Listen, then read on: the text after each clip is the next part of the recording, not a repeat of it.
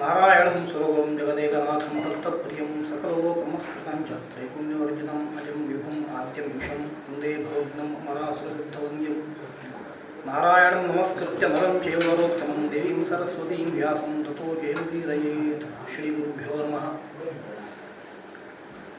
ಮಹಾಭಾರತದ ಚಿಂತನೆಯನ್ನು ನಾವಿದ್ದೇವೆ.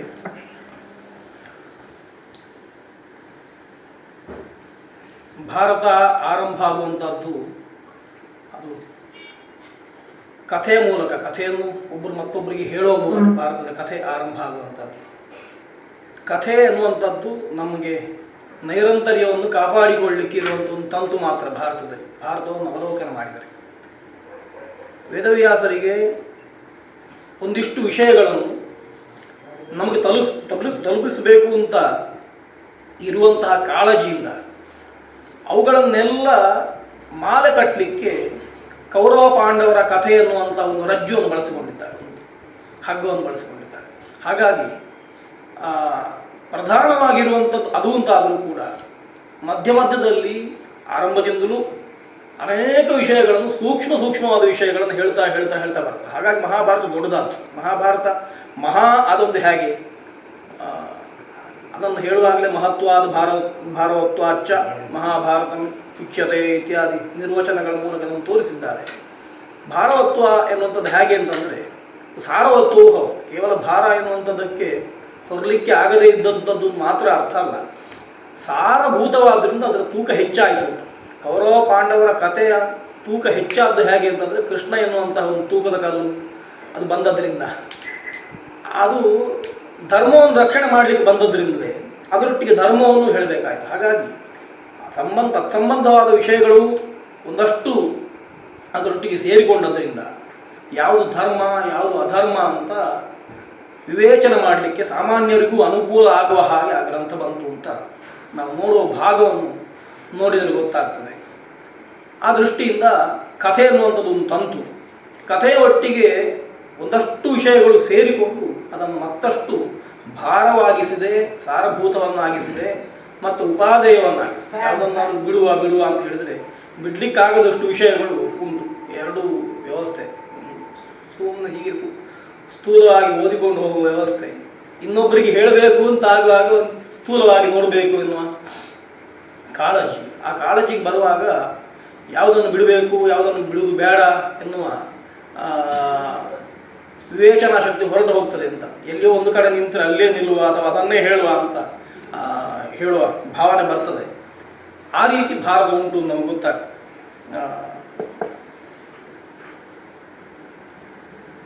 ಮೊದಲನೇ ಒಂದಿಷ್ಟು ಪರ್ವ ಅಂತ ಏನು ಉಂಟು, ಅದರಲ್ಲಿ 3ನೇ ಅಧ್ಯಾಯದಿಂದ ನಾನು ಒಂದಷ್ಟು ಕಥೆಯನ್ನು ಹೇಳ್ತೇನೆ. ಅದರ ಹಿಂದಿನ ಭಾಗವನ್ನು ರವೀಂದ್ರ ಭಟ್ರು ಹೇಳಿದರು, ಭಾರತದ ಅವಶ್ಯಕತೆ, ಭಾರತದ ವಿಷಯಗಳನ್ನು. ಒಂದು ನಿಯಮವನ್ನು ಹೇಗೆ ಅನುಷ್ಠಾನ ಮಾಡಬೇಕು, ಗುರುಭಕ್ತಿ ಅಂದರೆ ಏನು ಇತ್ಯಾದಿ ವಿಷಯಗಳು ಇಲ್ಲಿ ಬರುವಂಥದ್ದು. ಅದನ್ನು ಅವರು ತೋರಿಸುವಂಥ ಕ್ರಮ ಮಾತ್ರ ಅತ್ಯದ್ಭುತವಾದಂಥದ್ದು.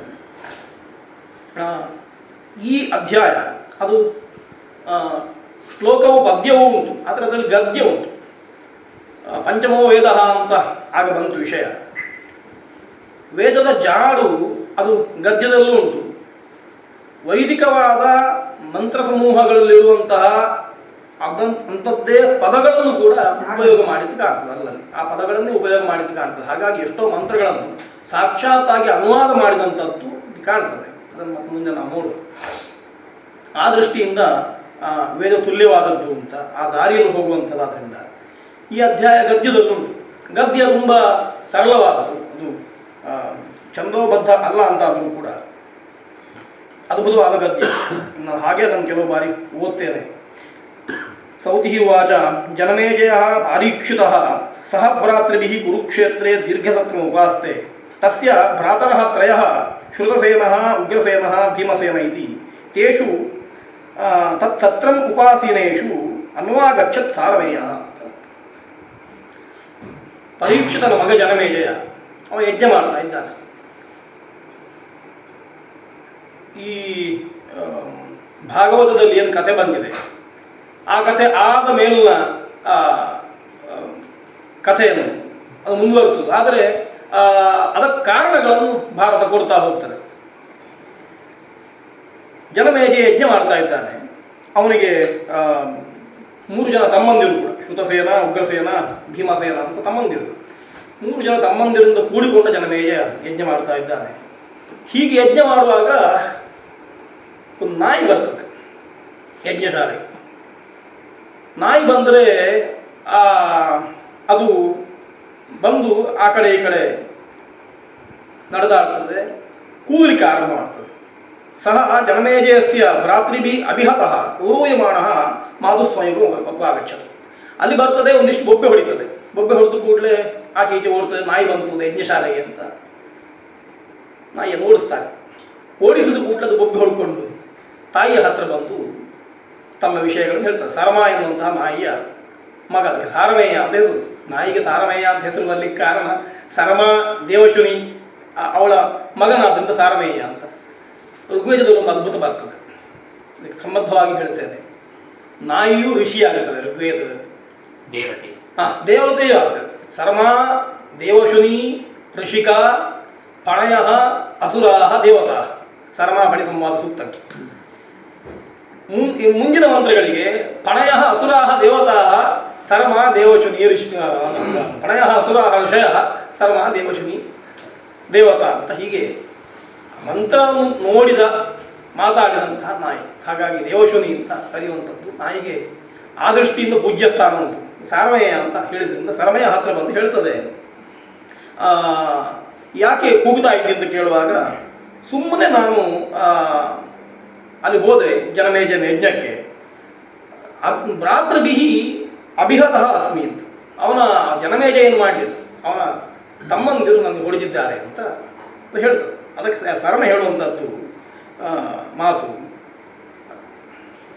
ವ್ಯಕ್ತಂ ತ್ವಯಾ ತತ್ರ ಅಪರಾಧಂ ತೇನ ಅಸಿ ಅಭಿಹತ ಇತಿ. ಸುಮ್ಮನೆ ಯಾರು ಹೊಡೆಯುವುದಿಲ್ಲ, ನೀನೇನೋ ತಂಟೆ ಮಾಡಿದ್ದಿ. ವ್ಯಕ್ತಂ ತ್ವಯಾ ಅಪರಾಧ, ನೀನು ಹೋಗಿ ಅಲ್ಲಿ ಏನೋ ಅಪರಾಧ ಮಾಡಿದ್ದಿ, ಹಾಗಾಗಿ ನಿನಗೆ ಹೊಡೆದಿದ್ದಾರೆ ಅಂತ ಸಾಮಾನ್ಯವಾಗಿ ಸರಮ ಹೇಳ್ತದೆ. ಅದಕ್ಕೆ ನಾಯಿ ಹೇಳ್ತದೆ, ಇಲ್ಲ, ನಾನು ಯಾವ ಅಪರಾಧವನ್ನು ಮಾಡಲಿಲ್ಲ. ನಾಯಿ ಯಾವ ಅಪರಾಧವನ್ನು ಮಾಡಿತು, ಯಜ್ಞಶಾಲೆಯಲ್ಲಿ ಹೋದರೆ ಯಾವ ಅಪರಾಧವನ್ನು ಮಾಡಿತು ಅಂತಂದರೆ, ನಾನು ಹವಿಸ್ಸನ್ನು ಕಣ್ಣಲ್ಲೂ ನೋಡಲಿಲ್ಲ. ಅವಲೇಹ ಮಾಡುವುದು ದೂರದಲ್ಲಿ ಉಳಿತು. ಹವಿಸ್ಸಿನ ಪಾತ್ರೆಗಳನ್ನು ನೆಕ್ಕುವುದೋ, ಹವಿಸ್ಸನ್ನು ನೆಕ್ಕುವುದೋ ಇತ್ಯಾದಿ ನಾಯಿ ಮಾಡುವಂಥ ಅಪರಾಧಗಳು ಯಜ್ಞಶಾಲೆಗೆ ಬಂತು. ನಾನು ಹವಿಸ್ಸನ್ನು ಎಲ್ಲೂ ನೋಡಲಿಲ್ಲ, ಅವಲೇಹವೂ ಮಾಡಲಿಲ್ಲ, ಕಣ್ಣಿಂದೂ ನೋಡಲಿಲ್ಲ ಅಂತ ಹೇಳ್ತದೆ. ಹಾಗೆ ಹೇಳಿ ಮತ್ತೆ ಅದಕ್ಕೆ ಸರಮಗೆ ದುಃಖ ಆಗ್ತದೆ. ಹೀಗೆ ಸುಮ್ಮನೆ ಏನೂ ಮಾಡದೆ ಅದಕ್ಕೆ ಹೊಡೆದ್ರಲ್ಲ, ಅದಕ್ಕೋಸ್ಕರ ಕೇಳುವ ಅಂತ ಅದನ್ನು ಕರ್ಕೊಂಡು ತಾನು ಪುನಃ ಯಜ್ಞಶಾಲೆಗೆ ಬರ್ತದೆ. ಎಲ್ಲಿ ಜನಮೇಜಯ ಯಜ್ಞ ಮಾಡ್ತಾ ಇದ್ದಾನೋ ಆ ಜಾಗಕ್ಕೆ ಬಂದ ಕೂಡಲೇ ಅದು ಮತ್ತೆ ಬಂದು ಹೇಳ್ತದೆ, ಅಯಮ್ಯ ಪುತ್ರ ನ ಕಿಂಚಿತ್ ಅಪರಾಧ್ಯತಿ ನಾವೇಕ್ಷತೆ ಹವಿಂಷಿ ನಾವಲೇಢಿ ಕಿಮರ್ಥಂ ಅಭಿಹತ. ಅವ ಸುಮ್ಮನೆ ಬಂದಿದ್ದಾನೆ, ಏನು ತಪ್ಪು ಮಾಡಲಿಲ್ಲ, ಹವಿಸ್ಸುಗಳನ್ನು ನೋಡಲೂ ಇಲ್ಲ, ನೆಕ್ಕಲೂ ಇಲ್ಲ, ಹೀಗಾಗಿ ಅವನು ಹೊಡೆದದ್ದು ಯಾಕೆ ಅಂತ ಪ್ರಶ್ನೆ ಮಾಡಿದ ಕೂಡಲೇ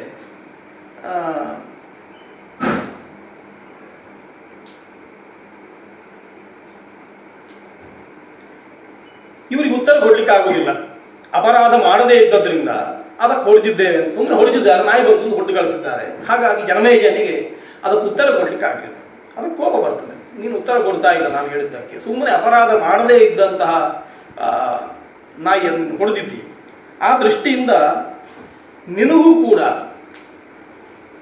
ಎಣಿಸದೇ ಇರುವಂತಹ ಭಯ ಬಂದು ಹೋಗಲಿ, ಒಂದಷ್ಟು ತೊಂದರೆಗಳು ಬರಲಿ, ಅದೃಷ್ಟ ಎನ್ನುವಂಥದ್ದು ಹೇಳ್ತದೆ. ತಸ್ಮಾತ್ ಅದೃಷ್ಟಂ ತ್ವಾಂ ಭಯಂ ಆಗಮಿಷ್ಯತಿ, ಕಣ್ಣಿಗೆ ಕಾಣದೇ ಇರುವಂತಹ ಭಯ ನಿನಗೂ ಬಂದು ಹೋಗಲಿ ಅಂತ ಅದಕ್ಕೆ ಒಂದಷ್ಟು ಶಾಪ ಕೊಟ್ಟು ಅದು ಹೋಗ್ತದೆ.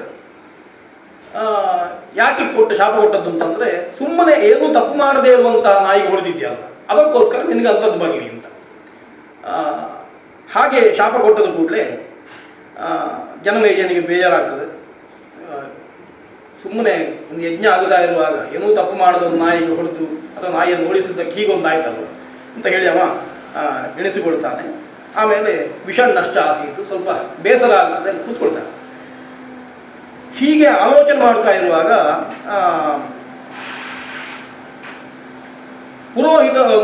ಪುರೋಹಿತರ ಹತ್ರ ಕೇಳ್ತಾನೆ ಏನು ಮಾಡುವುದು ಅಂತ ಆಲೋಚನೆ ಮಾಡ್ತಾ ಇರುವಾಗ, ಹಸ್ತಿನಪುರಂ ಪ್ರತ್ಯೇತ್ಯ ಪುರೋಹಿತಂ ಅನುರೂಪಂ ಇಚ್ಛಮಾನಃ ಪರಂ ಯತ್ನವಕರೋತ್ ಯೋ ಮೇ ಪಾಪಂ ಕೃತ್ಯಾಂ ಶಮಯೇತ್. ಇದನ್ನು ನಾಶ ಮಾಡಲಿಕ್ಕೆ, ಈಗ ಕೊಟ್ಟ ಶಾಪವನ್ನು ಪರಿಹಾರ ಮಾಡಿಕೊಳ್ಬೇಕಲ್ಲ, ಅದಕ್ಕೋಸ್ಕರ ಆ ಪಾಪವನ್ನು ನಾಶ ಮಾಡಲಿಕ್ಕೆ ಯಾರಾದರೂ ಪುರೋಹಿತ ಇದ್ದರೆ ಅವ ಏನಾದರೂ ನನಗೆ ಪ್ರಾಯಶ್ಚಿತ್ತವನ್ನು ಹೇಳಿದರೆ ಆ ಪ್ರಾಯಶ್ಚಿತ್ತವನ್ನು ಮಾಡಿ ನನ್ನ ಪಾಪವನ್ನು ನಾನು ಕಳ್ಕೊಳ್ತೇನೆ ಅಂತ ಅವ ಯಾರನ್ನಾದರೂ ಸಿಗ್ತಾರೋ, ಪುರೋಹಿತರು ಸಿಗ್ತಾರೋ ಅಂತ ಎದುರು ನೋಡ್ತಾ ಇರ್ತಾನೆ. ಹೀಗೆ ಎದುರು ನೋಡ್ತಾ ಇರುವಾಗ ಕದಾಚಿತ್ ಕಾಡಿಗೆ ಹೋಗ್ತಾನೆ, ಬೇಟೆಗೋಸ್ಕರ ಕಾಡಿಗೆ ಹೋಗ್ತಾನೆ. ಒಂದು ಆಶ್ರಮವನ್ನು ನೋಡ್ತಾನೆ, ಆಶ್ರಮವನ್ನು ಪ್ರವೇಶ ಮಾಡ್ತಾನೆ. ಅಲ್ಲಿ ಶ್ರುತಶ್ರವಸ್ಸು ಎನ್ನುವಂತಹ, ಶ್ರುತಶ್ರವಾಹ ಅಂತ ಅವನ ಹೆಸರು, ಒಬ್ಬ ಋಷಿ ತಪಸ್ಸು ಮಾಡ್ತಾ ಇದ್ದಾನೆ. ಅವನ ತಪಸ್ಸನ್ನು ನೋಡಿ ಅಲ್ಲಿ ಹೋಗಿ ನಮಸ್ಕಾರ ಮಾಡ್ತಾನೆ. ಅವನಿಗೊಬ್ಬ ಮಗ ಸೋಮಶ್ರವ ಅಂತ ಅವನಿಗೆ ಹೆಸರು. ಸೋಮಶ್ರವನನ್ನು ನೋಡ್ತಾನೆ. ಹೇಳಿ ಜನಮಯ್ಯ ಅಲ್ಲಿ ಹೋಗಿ ಅವನ ಹತ್ರ ನಿವೇದಿಸಿಕೊಳ್ತಾನೆ, ನಾನು ಹೀಗೊಂದು ಯಜ್ಞ ಮಾಡ್ತಾ ಇರುವಾಗ ಒಂದು ನಾಯಿಗೆ ನಮ್ಮ ತಮ್ಮಂದಿರು ಹೊಡೆದದ್ರಿಂದ ಅಪರಾಧ ಅಂತ ಆಗಿದೆ, ಅದರದ್ದು ಶಾಪ ಬಂದಿದೆ. ಆ ಶಾಪಕ್ಕೋಸ್ಕರ ಅದನ್ನು ಪರಿಹಾರ ಮಾಡಲಿಕ್ಕೋಸ್ಕರ ನೀವು ನನಗೆ ಪುರೋಹಿತರಾಗಿ ಬರಬೇಕು, ಪ್ರಾಯಶ್ಚಿತ್ತಗಳನ್ನು ಮಾಡಬೇಕು ಅಂತ ಹೇಳಿ ಸೋಮಶಿವನನ್ನು ವರ್ಣನೆ ಮಾಡ್ತಾನೆ. ಸುದರ್ಶವ ಹೇಳ್ತಾನೆ, ನಾನು ಬರುವುದಿಲ್ಲ, ಸೋಮಶಿವನನ್ನು ಕರ್ಕೊಂಡು ಹೋಗಿ ಅವನು ಕಳಿಸ್ತೇನೆ, ಅವನು ನಿನಗೆ ಬೇಕಾಗುವಂತಹ ವ್ಯವಸ್ಥೆಯನ್ನು ಮಾಡ್ತಾನೆ, ನಿನ್ನ ಬಂದ ಶಾಪಕ್ಕೆ ಪರಿಹಾರ ಮಾಡ್ತಾನೆ ಅಂತ ಅವನನ್ನು ಕಳಿಸಿಕೊಡ್ತಾನೆ. ಹೀಗೆ ಅವ ಬಂದು ಒಂದು ನಿಯಮ ಹೇಳ್ತಾನೆ. ನನಗೊಂದು ನಿಯಮ ಉಂಟು, ಏನು ಅಂತಂದರೆ ತುಂಬ ಸ್ವಾಧ್ಯಾಯ ಮಾಡುವ ತಪಸ್ವಿ ಆಗಿದ್ದಾನೆ. ಅವನಿಗೆ ಏನು ಅಂತಂದರೆ ಯಜ್ಞಕ್ಕೋಸ್ಕರ ಅವ ಬಂದ ಕೂಡಲೇ ಯಾರಾದರೂ ಏನಾದರೂ ಬಂದು ಕೇಳಿದರೆ ಅದನ್ನು ಅವನಿಗೆ ಕೊಡಬೇಕು. ಕೊಡದೇ ಇದ್ದರೆ ಅವ ಮತ್ತೆ ಅಲ್ಲಿ ನಿಲ್ಲುವುದಿಲ್ಲ, ಅವ ಮತ್ತೆ ಹೋಗ್ತಾನೆ. ಹಾಗಾಗಿ ಅವನ ಆ ನಿಯಮವನ್ನು ಪಾಲಿಸಬೇಕು. ಯಾರಾದರೂ ಬಂದು ಕೇಳಿದರೆ ಅವ್ರಿಗೆ ಇಲ್ಲ ಅಂತ ಹೇಳಬಾರ್ದು, ಕೊಡಬೇಕು ಅಂತ ಹೇಳಿ ಸೋಮಶ್ರವ ಹೇಗೆ ಹುಟ್ಟಿದ್ದು ಅನ್ನುವಂಥದ್ದನ್ನು ಹೇಳ್ತಾನೆ. ಸೋಮಶ್ರವ ಹುಟ್ಟಿದ್ದು ನೇರವಾಗಿ ಹುಟ್ಟಿದ್ದಲ್ಲ, ಶ್ರುತಶ್ರವಸ್ಸಿನ ತೇಜಸ್ಸನ್ನು ಒಂದು ಸರ್ಪ ಕುಡಿದದ್ರಿಂದ ಅವ ಸರ್ಪದ ಉದರದಲ್ಲಿ ಹುಟ್ಟಿದವ ಅಂತ ಅರ್ಥ ಸೋಮಶ್ರವ. ಹಾಗಾಗಿ ಅಂತಹ ಋಷಿಯನ್ನು ಕರ್ಕೊಂಡು ಹೋಗು ಅಂತ ಹೇಳಿ ಅವನನ್ನು ಕಳಿಸ್ತಾನೆ. ಒಂದೇ ನಿಯಮ, ಆ ನಿಯಮವನ್ನು ಪಾಲಿಸಬೇಕು ಅಂತ. ಯದೇನಂ ಕಶ್ಚಿತ್ ಬ್ರಾಹ್ಮಣ ಕಿಂಚಿದರ್ಥಂ ಅಭಿಯಾಚೇತ್ ತಂ ತಸ್ಮೈ ತದ್ಯಾತ್ ಅಯಂ ಯದ್ಯೇತದ್ ಉತ್ಸಾಹತೆ ತದೋ ತಮಯಂ ಏಷಸಿ ಅಂತ ನಯಸ್ವಯಂ ಅಂತ ಅವನನ್ನು ಕರ್ಕೊಂಡು ಹೋಗುವಂತ. ಅಕಸ್ಮಾತ್ ನೀನು ಈ ನಿಯಮಕ್ಕೆ ಬದ್ಧನಾದರೆ, ಅವ ಏನು ಕೇಳಿದ್ದಾನೆ ಅದನ್ನು ಕೊಡ್ತಿ ಅಂತಾದರೆ ಅವನನ್ನು ಕರ್ಕೊಂಡು ಹೋಗ್ಬೋದು ಅಂತ ಒಂದು ನಿಯಮವನ್ನು ಹೇಳಿ ಅವನನ್ನು ಕಳಿಸ್ತಾನೆ. ಹೀಗೆ ಸೋಮಶಿವಸನ್ನು ಕರ್ಕೊಂಡು ಜನಮೇಜಯ ಬರ್ತಾನೆ. ಮತ್ತೆ ತನ್ನ ತಮ್ಮಂದಿರನ್ನು ಕರೆದು ಈ ಪುರೋಹಿತನನ್ನು ಕರ್ಕೊಂಡು ಬಂದು, ಇವನನ್ನು ನೀವು ಇಟ್ಟುಕೊಂಡು ಅವ ಹೇಳಿದಂತಹ ಪ್ರಾಯಶ್ಚಿತ್ತ ಕರ್ಮಗಳನ್ನು ಮಾಡಿ ನಿಮ್ಮ ಪಾಪವನ್ನು ಪರಿಹಾರ ಮಾಡಿಕೊಳ್ಳಿ ಅಂತ ಅವರಿಗೆ ಹೇಳಿ ಆಮೇಲೆ ಮತ್ತೆ ಅಲ್ಲಿಂದ ತಕ್ಷಶಿಲೆಗೆ ಪ್ರವೇಶ ಮಾಡ್ತಾನೆ. ತಕ್ಷಶಿಲೆಯಲ್ಲಿ ತಾನು ರಾಜ್ಯವನ್ನು ಶಾಸನ ಮಾಡ್ತಾನೆ ಅಂತ ಈ ಕಥೆಯನ್ನು ಭಾರತ ಆರಂಭದಲ್ಲಿ ಹೇಳುವಂಥದ್ದು.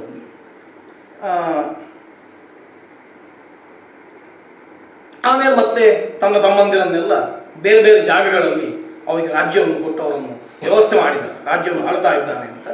ಹೀಗೆ ಇರುವ ಕಾಲಕ್ಕೆ ಧೌಮ್ಯ ಎನ್ನುವಂತಹ ಒಬ್ಬ ಋಷಿ, ಅವನಿಗೆ 3 ಜನ ಶಿಷ್ಯರು, ಉಪಮನ್ಯು, ಆರುಣಿ ಮತ್ತು ವೇದ ಅಂತ 3 ಜನ ಶಿಷ್ಯರು. ಅವರು ಕೂಡ ವೇದಾಧ್ಯಾಯಿಗಳು. ಅವರ ಕಥೆಯನ್ನು ಭಾರತ ಹೇಳ್ತದೆ. ಆರುಣಿಯ ಕಥೆಯನ್ನು ಹೇಳುವಂಥದ್ದು. ಉದ್ದಾಲಕ ಅಂತ ಅವನಿಗೆ ಹೆಸರಾಗ್ತದೆ. ಉದ್ದಾಲಕ ಅಂತ ಹೆಸರಾದ್ದು ಹೇಗೆ ಅಂತ, ಅರುಣ ಎನ್ನುವಂಥವಳ ಮಗ, ಅವನಿಗೆ ಆರುಣಿ ಅಂತ ಹೆಸರು. ಆ ಕಥೆಯನ್ನು ಹೇಳ್ತದೆ. ಗುರುವಿನ ವಾಕ್ಯ ಎನ್ನುವಂಥದ್ದು ಅದು ಎಷ್ಟು ಅದನ್ನು ಅನುಸರಿಸಬೇಕು ಶಿಷ್ಯನಾದವ, ಅವನ ಗುರುಭಕ್ತಿ ಎಷ್ಟು ಅಂತ. ತುಂಬ ದೊಡ್ಡ ಗುರುಭಕ್ತಿಯನ್ನು ತೋರಿಸಿದ ಉದ್ದಾಲಕ. ಅವನಿಗೆ ಉದ್ದಾಲಕ ಅಂತ ಹೆಸರು ಆಗುವುದು ಆಮೇಲೆ. ಆರುಣಿ ಅಂತ ಅವನ ಹೆಸರು. ತೌಮ್ಯರು ಋಷಿಗಳು ಸಾಮಾನ್ಯವಾಗಿ ಅರಣ್ಯದಲ್ಲಿ ಇದ್ದುಕೊಂಡು ಕೃಷಿ ಕರ್ಮಗಳನ್ನು ಮಾಡ್ತಾರೆ. ಒಂದಷ್ಟು ಜನವನ್ನು ಇಟ್ಟುಕೊಂಡು ಮಾಡಿಸ್ತಾ ಇರ್ಬೋದು, ಆ ಕಾಲದಲ್ಲಿ ಅವರು ಮಾಡ್ತಾ ಇರ್ಬೋದು. ಅವರು ಕೃಷಿ ಕರ್ಮಗಳನ್ನು ಹೇಗೆ ಮಾಡ್ತಾ ಇದ್ರು ಕಾಳಿದಾಸ ಹೇಳ್ತಾನೆ. ಒಂದಿಷ್ಟು ಕೃಷಿ ಆದ ಮೇಲೆ ಅದನ್ನು ಕಳೆದ ಮೇಲೆ ಅದರ ಒಂದಷ್ಟು ಭಾಗ, 6ನೇ ಒಂದು ಭಾಗವನ್ನು ತಮ್ಮದಲ್ಲ ಅಂತ ತೆಗೆದಿಡ್ತಾ ಇದ್ರು ಅಂತ ಒಂದು ಬದಿಯಲ್ಲಿ. ಅದು ರಾಜ ತಗೊಂಡು ಹೋಗಲಿ ತಗೊಂಡು ಹೋಗದೇ ಇರಲಿ. ಸಾಮಾನ್ಯವಾಗಿ ಅವರಿಗೆ ಟ್ಯಾಕ್ಸ್ ಇರಲಿಲ್ಲ, ಟ್ಯಾಕ್ಸ್ ಫ್ರೀ. ಋಷಿಗಳಿಗೆ ಬ್ರಾಹ್ಮಣರಿಗೆ ಟ್ಯಾಕ್ಸ್ ಇರಲಿಲ್ಲ. ಹಾಗಾಗಿ ಅವರಿಗೆ ಕೊಟ್ಟದ್ದಾದ್ರಿಂದ, ಭೂಮಿಯನ್ನು ದಾನ ಕೊಟ್ಟದ್ದಾದ್ರಿಂದ ಅವರಿಗೆ ಕರ ಇಲ್ಲ ಅಂತ.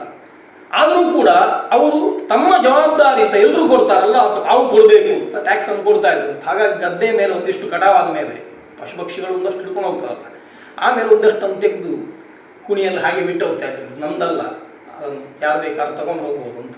ಇದು ಆದ ಮೇಲೆ ಮತ್ತೆ ಬರುವವರು ಸಿಲೋಂಚರು ಅಂತ ಆ ಗದ್ದೆಗೆ ಹುಡುಕ್ಲಿಕ್ಕೆ. ಇವ್ರು ತಗೊಂಡು ಹೋದ ಮೇಲೆ, ಟ್ಯಾಕ್ಸ್ ಅನ್ನು ತೆಗೆದಿಟ್ಟ ಮೇಲೆ, ಒಂದಿಷ್ಟು ಪಕ್ಷಿಗಳು ತಿಂದು ಹೋದ ಮೇಲೆ ಮತ್ತೆ ಗದ್ದೆಯಲ್ಲಿ ಬೀಳ್ತದಲ್ವ ಕಡಿಯುವಾಗ, ಕೊಯ್ಯುವಾಗ ಉಳಿದದ್ದು, ಅದನ್ನು ಹೆಕ್ಕಿಕೊಂಡು ಅದನ್ನು ತಿಂದು ಬದುಕುವವರ ವೃತ್ತಿಯನ್ನೇ ಮಾಡುವಂಥ ಕೆಲವು ಜನ ಇದ್ದಾರೆ. ಸನ್ಯಾಸಿಗಳಲ್ಲಿ ಬರುವವರು ಆಗ್ಬೋದು, ಅಕಿಂಚನರು ಆಗ್ಬೋದು. ಸಿಲೋಂಚರು ಅಂತ ಅವರಿಗೆ ಕರೀತಾರೆ, ಉಂಚಶಿಲ ಅಂತ ಕರೀತಾರೆ. ಅವರು ಬಂದು ಅದನ್ನು ಹೆಕ್ಕಿ ಅದನ್ನು ಒಟ್ಟು ಮಾಡಿ ಅದರಿಂದ ಬದುಕುವರು. ಅವರು ಕೃಷಿ ಮಾಡುವುದಿಲ್ಲ, ಇನ್ನೊಬ್ಬರಿಗೆ ತೊಂದರೆಯೂ ಮಾಡುವುದಿಲ್ಲ. ಅವರು ತಗೊಂಡು ಹೋದ ಮೇಲಿದ್ದ ಭೂಮಿಯಲ್ಲಿದ್ದದನ್ನು ತಿನ್ನುವವರು ಅಂತ. ಹೀಗೆ ಕೃಷಿ ಮಾಡ್ತಾ ಇದ್ದದ್ದು ಗೊತ್ತಾಗ್ತದೆ. ಅವ ಉಪಾಧ್ಯಾಯ ಹೇಳ್ತಾರೆ, ಧೌಮ್ಯ ಪಾಂಚಾಲದಲ್ಲಿ ಒಂದಷ್ಟು ಗದ್ದೆಗಳಿದ್ದಾವೆ. ಕೇದಾರಖಂಡಂ ಬದ್ದುಂ, ಕೇದಾರಖಂಡಂ ಬದ್ಯಸ್ವ, ಅಲ್ಲಿ ಹೋಗು. ಗದ್ದೆಯನ್ನು ಚೂರು ಕಟ್ಟಬೇಕು, ಗದ್ದೆಗೆ ನೀರು ಬಿಡಬೇಕಲ್ಲ. ಕೃಷಿ ಮಾಡುವವರಿಗೆ ಗೊತ್ತಿರ್ತದೆ ಗದ್ದೆಯ ವ್ಯವಸ್ಥೆ ಹೇಗೆ ಅಂತ. ಗದ್ದೆಗೆ ನೀರು ಬಿಟ್ಟದ್ದು ನೀರು ಹೋಗುತ್ತಾ ಇದ್ದರೆ ಬಿಸಿಲಿಗೆ ಅದು ಬಿಸಿ ಆಗುವುದಿಲ್ಲ. ಅಕಸ್ಮಾತ್ ಅದನ್ನು ಕಟ್ಟಿ ಬಿಟ್ಟರೆ ಗದ್ದೆ ನೀರು ನಿಂತದ್ದು ಎಲ್ಲಿಯಾದರೂ ಬಿಸಿ ಆದರೆ ಮತ್ತೆ ಭತ್ತ ಹಾಳಾಗ್ತದೆ. ಬಿಸಿನೀರಿನಲ್ಲಿ ಭತ್ತ ಉತ್ಪತ್ತಿ ಆಗುವುದಿಲ್ಲ, ಸಾಮಾನ್ಯ ಎಲ್ಲರಿಗೂ ಗೊತ್ತಿದೆ. ಅದಕ್ಕೋಸ್ಕರ ಒಂದು ಸಣ್ಣ ಜಾಗವನ್ನು ಬಿಡ್ತಾರೆ, ನೀರು ಬರ್ತಾ ಇರಬೇಕು, ಈ ಕಡೆಯಿಂದ ಹೋಗ್ತಾ ಇರಬೇಕು. ಹಾಗೆ ಹೋಗ್ತಾ ಇದ್ದರೆ ಗದ್ದೆಯ ನೀರಿನ ಟೆಂಪರೇಚರ್ ಒಂದೇ ರೀತಿ ಇರ್ತದೆ. ಅದರಲ್ಲೂ ಕೆಲವು ಗಮ್ಮತ್ತಾಗ್ತದೆ. ಗದ್ದೆಯಲ್ಲಿ ಹಾಗೆ ನೀರು ಕಟ್ಟಿಟ್ಟು ಕೂಡಲೇ ಹೆಗ್ಗಣಗಳು ಬಂದು ಎಲ್ಲಿಂದ ಒಂದು ತೂಪು ಮಾಡಿದರೆ ಎಲ್ಲ ನೀರು ಅದರೊಳಗೆ ಹೋಗಿ ಇನ್ನೊಬ್ಬರ ಗದ್ದೆ ತುಂಬುತ್ತದೆ. ಅವನಿಗೆ ದೇವದತ್ತವಾದ್ದು, ಅವನಿಗೆ ಯಾವ ನೀರು ಇರುವುದಿಲ್ಲ. ಆ ನೀರಿನ ಮೂಲ ಇಲ್ಲದಿದ್ರೂ ಕೂಡ ಬೆಳಿಗ್ಗೆ ಆಗುವಾಗ ಅವನ ಗದ್ದೆ ತುಂಬಿರ್ತದೆ, ಇವನ ಗದ್ದೆ ಹೋಗಿರ್ತದೆ. ಇಂಥದ್ದೆಲ್ಲ ಸಮಸ್ಯೆಗಳು ತುಂಬ ಆಗ್ತದೆ. ಆದ್ರಿಂದ ಇವನಿಗೆ ಆರುಣಿಗೆ ಹೇಳ್ತಾನೆ, ಅದಕ್ಕೋಸ್ಕರ ಗದ್ದೆ ನೋಡ್ಕೊಳ್ಳಿ ಹೋಗು ಅಂತ. ಆರುಣಿ ಹೋಗ್ತಾನೆ ಗದ್ದೆಗೆ. ಹೋಗಿ ಗದ್ದೆಯನ್ನು ಕಟ್ಟಲಿಕ್ಕೆ ಪ್ರಯತ್ನ ಮಾಡ್ತಾನೆ. ಏನು ಮಾಡಿದ್ರು ಕೂಡ ನೀರನ್ನು ನಿಲ್ಲಿಸ್ಲಿಕ್ಕೆ ಆಗುದಿಲ್ಲ. ಮತ್ತೆ ನೀರು ಹೋಗ್ತದೆ. ಕೊನೆಗೆ ಏನು ಮಾಡುದು ಅಂತ ಗೊತ್ತಾಗುದಿಲ್ಲ. ಚಳಿ ಬೇರೆ. ಹೋಗಿ ಗದ್ದೆಯ ಬದಿನಲ್ಲಿ ಹೋಗಿ ತಾನು ಕೂತ್ಕೊಂಡು ಬಿಡ್ತಾನೆ. ತನ್ನ ಬೆನ್ನನ್ನು ಅದಕ್ಕೆ ಆನಿಸಿ ಕೊಟ್ಟು ನೀರು ನಿಲ್ಲಿಸ್ತಾನೆ. ಎಷ್ಟು ಹೊತ್ತು ಅಂತಂದ್ರೆ ಎಷ್ಟು ಹೊತ್ತು ಗೊತ್ತಿಲ್ಲ. ರಾತ್ರಿ ಇಡೀ ಹೋಗಿದ್ದಾನೆ, ಇವ ಬರುವುದಿಲ್ಲ ಅಂತ. ಹೀಗೆ ಹೋಗಿ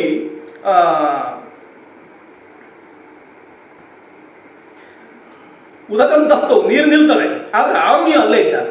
ಅವನು ಬರಲಿಲ್ಲ ಅಂತ ಗೊತ್ತಾಗ್ತದೆ. ಸ್ವಲ್ಪ ಸಮಯ ಆಯಿತು, ಹುಡುಕ್ತಾನೆ ಆರುಣಿಯಲ್ಲಿ ಹೋಗಿದ್ದಾನೆ ಅಂತ. ಗದ್ದೆಗೆ ಹೋಗಿದ್ದಾನೆ, ಮತ್ತೆ ಬರಲಿಲ್ಲ ಹುಡುಕ್ತಾ ಹೋಗ್ತಾನೆ. ಹೀಗೆ ಹುಡುಕ್ತಾ ಹೋಗುವಾಗ ಇವ ಉಳಿದವರನ್ನು ಕಳಿಸ್ತಾನೆ. ವೇದನನ್ನು ಆಮೇಲೆ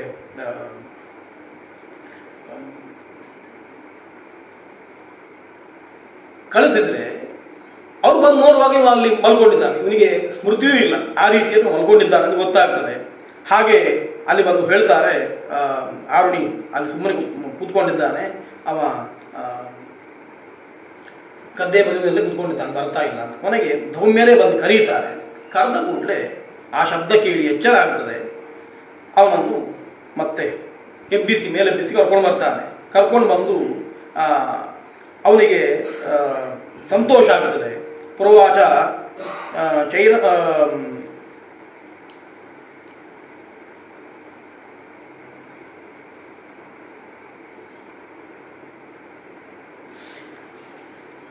ಎದ್ದು ಬರ್ತಾನೆ. ಎದ್ದು ಬರುವಾಗ ಏನಾಗ್ತದೆ, ಪುನಃ ಒಂದಷ್ಟು ನೀರು ಪುನಃ ಕೆಳಗೆ ಬರ್ತದೆ. ಇವ ಎದ್ದು ಬರ್ತಾನೆ, ಬಂದು ಅಭಿವಾದನೆ ಮಾಡ್ತಾನೆ. ಅಭಿವಾದನೆ ಮಾಡಿ, ನಿಮ್ಮ ಮಾತನ್ನು ನಾನು ನಡೆಸಿಕೊಟ್ಟಿದ್ದೇನೆ, ನೀವು ಏನು ಹೇಳಿದ್ದೀರ ಮಾಡಿಕೊಟ್ಟಿದ್ದೇನೆ ಅಂತ. ಅದಕ್ಕೆ ಸಂತೋಷ ಆಗ್ತದೆ ಧೌಮ್ಯನಿ. ಆತ ಹೇಳ್ತಾನೆ, ಸುಮ್ಮನೆ ನೀವು ನನ್ನ ಮಾತಿಗೋಸ್ಕರವಾಗಿ ಹೋಗಿ ಗದ್ದೆಯಲ್ಲಿ ಕೂತ್ಕೊಂಡು ಆ ನೀರು ಕಟ್ಟಿ ಅದನ್ನು ರಕ್ಷಣೆ ಮಾಡಿದ್ದೀಯಲ್ವ, ಹಾಗಾಗಿ ನಿನಗೆ ಉದ್ದಾಲಕ ಅಂತ ಹೆಸರಾಗಲಿ. ಉದ್ದಾಲಕ ಅಂತ ಹೆಸರಾಗುವುದು ಹೇಗೆ ಅಂತಂದರೆ, ಕೇದಾರಖಂಡವನ್ನು ವಿಧಾರಣ ಮಾಡಿಕೊಂಡು ಬಂದಿಯಲ್ಲ. ನಾನು ಕರೆದ ಕೂಡಲೇ ಆ ಮದುವೆಯಲ್ಲಿ ಕೂತ್ಕೊಂಡವ, ಗದ್ದೆಯ ಕುಣಿಯಲ್ಲಿ ಕೂತ್ಕೊಂಡವ, ನೀರು ಹೋಗ್ತಾ ಇದ್ದ ಜಾಗದಲ್ಲಿ ನನ್ನ ಮಾತು ಕೇಳಿದ ಕೂಡಲೇ ಎದ್ದು ಬಂದಿಯಲ್ಲ. ನಾನು ಹೇಳಿದ್ದಕ್ಕೆ ಹೋಗಿ ಅಲ್ಲಿ ಕೂತ್ಕೊಂಡಿದ್ದೆ. ನನ್ನ ಮಾತು ಕೇಳಿ ಎದ್ದು ಬಂದದ್ರಿಂದ ಅದು ಪುನಃ ವಿಧಾರಿತ ಆಯಿತು, ಯಾವುದು ನೀರು ಬರುವ ಜಾಗ. ಮತ್ತು ಪುನಃ ನೀರು ಕೆಳಗೆ ಬಂತು. ಆ ದೃಷ್ಟಿಯಿಂದ ನಿನಗೆ ಉದ್ದಾಲಕ ಅಂತ ಹೆಸರಾಗಲಿ ಅಂತ ಒಂದು ಹೆಸರು. ಮಹಾಭಾರತದಲ್ಲಿ ಮುಂದೆಯೂ ಕೂಡ ಎಲ್ಲ ಹೆಸರುಗಳಿಗೆ ಒಂದು ಕಾರಣವನ್ನು ಕೂಡ ಭಾರತವೇ ಕೊಡ್ತದೆ. ಘಟೋತ್ಕಚ ಎನ್ನುವ ಹೆಸರಿಗೂ ಒಂದು ಕಾರಣ ಕೊಡ್ತದೆ. ಪ್ರತಿಯೊಂದು ಹೆಸರಿಗೂ ಕೂಡ ಯಾಕೆ ಆ ಹೆಸರು ಬಂತು ಅಂತ ಕಾರಣ ಕೊಡ್ತಾ ಹೋಗ್ತದೆ. ಉದ್ದಾಲಕ ಎನ್ನುವ ಹೆಸರಿಗೆ ಈಗ ಕಾರಣ ಕೊಡ್ತದೆ. ಇದಕ್ಕೋಸ್ಕರ ನೀವು ಉದ್ದಾಲಕ ಅಂತ ಹೆಸರಾಗಲಿ ಅಂತ ಆ ರೀತಿ ಹೇಳಿ ಆತನ ಗುರುಭಕ್ತಿಯನ್ನು ಸೂಚನೆ ಮಾಡುವಂಥದ್ದು ಭಾರತದಲ್ಲಿ. ಆಮೇಲೆ ಅವನಿಗೆ ಅನುಗ್ರಹ ಮಾಡ್ತಾನೆ. ಹೀಗೆ ಮಾಡಿದ್ರಿಂದ ನಿನಗೆ ಅಂತ ಕೇಳಿದ್ರೆ, ಯಸ್ಮಾಚ್ಚ ತ್ವಯಾ ಮಧ್ವಚನಂ ಅನುಷ್ಠಿತಂ ತಸ್ಮಾತ್ ಶ್ರೇಯೋ ಅವಾಪ್ಸ್ಯಸಿ ಸರ್ವೇ ಚ ತೇ ವೇದಾಃ ಪ್ರತಿಭಾಸ್ಯಂತಿ ಸರ್ವಾಣಿ ಚ ಧರ್ಮಶಾಸ್ತ್ರಾಣಿ. ನಾನು ಹೀಗೆ ಹೇಳಿದಂತಹ ನಿಯಮವನ್ನು ಅನುಷ್ಠಾನ ಮಾಡಿದ್ರಿಂದ, ಒಂದು ರಾತ್ರಿ ಹೀಗೆ ಕೂತ್ಕೊಂಡದ್ರಿಂದ ನಿನಗೇನು ಲಾಭ ಅಂತ ಕೇಳಿದ್ರೆ, ನಿನ್ನ ಅಧ್ಯಯನ ಸ್ವಲ್ಪ ಕಮ್ಮಿ ಆಯಿತು. ನಿನಗೆ ಅಧ್ಯಯನ ಮಾಡದೆ ಎಲ್ಲ ವೇದಗಳು ಬರಲಿ, ಎಲ್ಲ ಧರ್ಮಶಾಸ್ತ್ರಗಳು ನಿನಗೆ ಯಾವತ್ತೂ ಕೂಡ ಕಣ್ಣಿಗೆ ಕಾಣಲಿ ಅಂತ ಆತ ಶಿಷ್ಯನಿಗೆ ಅನುಗ್ರಹ ಮಾಡ್ತಾನೆ. ಹೀಗೆ ಶಿಷ್ಯನ ಅನುಗ್ರಹ ಮಾಡಿ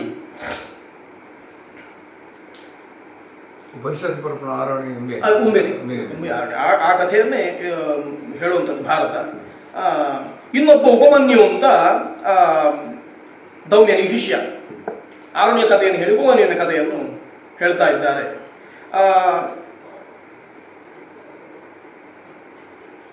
ಅವನ ಕಥೆ ಅದ್ಭುತವಾದ್ದು. ದನ ಕಾಯ್ಲಿಕ್ಕೆ ಕಳಿಸ್ತಾನೆ. ಆಶ್ರಮ ಅಂತಂದು ಕೂಡಲೇ ಈ ಎಲ್ಲ ಕೆಲಸಗಳನ್ನು ಮಾಡಬೇಕು ಅಂತ, ಅವನು ಪರೀಕ್ಷೆ ಮಾಡಬೇಕು ಅಂತ. ಇದು ನೋಡುವಾಗ ಋಷಿಗಳು ಹೇಗೆ ಶಿಷ್ಯರನ್ನು ಪರೀಕ್ಷೆ ಮಾಡ್ತಾರೆ ಅಂತ ಗೊತ್ತಾಗ್ತದೆ. ಎಲ್ಲ ಉಪನಿಷತ್ನಲ್ಲಿ ಬರ್ತದೆ, ವೇದಗಳಲ್ಲಿ ಬರ್ತದೆ. ಸುಮ್ಮನೆ ಯಾರನ್ನು ಸ್ವೀಕಾರ ಮಾಡುವುದಿಲ್ಲ. ಷಟ್ಪ್ರಶ್ನದಲ್ಲಿ ಬರ್ತದೆ. ಒಂದು 6 ಜನ ಬಂದು ಕೇಳ್ತಾರೆ ಪಿಪ್ಪಲಾದ ನಮಗೆ ಉಪದೇಶ ಮಾಡಬೇಕು ಅಂತ. ಅವ್ರು ಹೇಳ್ತಾರೆ, ಸಂವತ್ಸರಂ ಸಂವತ್ಸರ, 1 ವರ್ಷ ಕೂತ್ಕೊಳ್ಳಿ, ನಾನು ನೋಡಿ ಅಷ್ಟೇ, ಏನು ಕೆಲಸ ಇಲ್ಲ, ಸುಮ್ಮನೆ ಕೂತ್ಕೊಳ್ಳಿ. ಆಮೇಲೆ ಮತ್ತೆ ಯಥಾಕಾಮಂ ಪ್ರಶ್ನಾಂ ಪೃಚ್ಛತ ಇದು ವಿಜ್ಞಾಸ್ಯಾಮಃ ಸರ್ವಂ ಭೋ ವಕ್ಷ್ಯಾಮ. ನಿಮಗೆ ಮತ್ತೆ ಬೇಕಾದ ಕೇಳಿ, ಆಮೇಲೆ ನಮ್ಗೆ ಗೊತ್ತಿತ್ತು ಹೇಳ್ತೇನೆ ಅಂತ. ಈ ರೀತಿಯ ವ್ಯವಸ್ಥೆ, 1 ವರ್ಷ ಸುಮ್ಮನೆ ಕೂತ್ಕೊಳ್ಳಿ ಅಂತ. ಆ ರೀತಿಯಲ್ಲಿ ಶಿಷ್ಯರನ್ನು ಪರೀಕ್ಷೆ ಮಾಡಿ ಪ್ರತಿಗ್ರಹ ಮಾಡುವಂಥ ವ್ಯವಸ್ಥೆ ಇತ್ತು ಅಂತ ಕಾಣ್ತದೆ.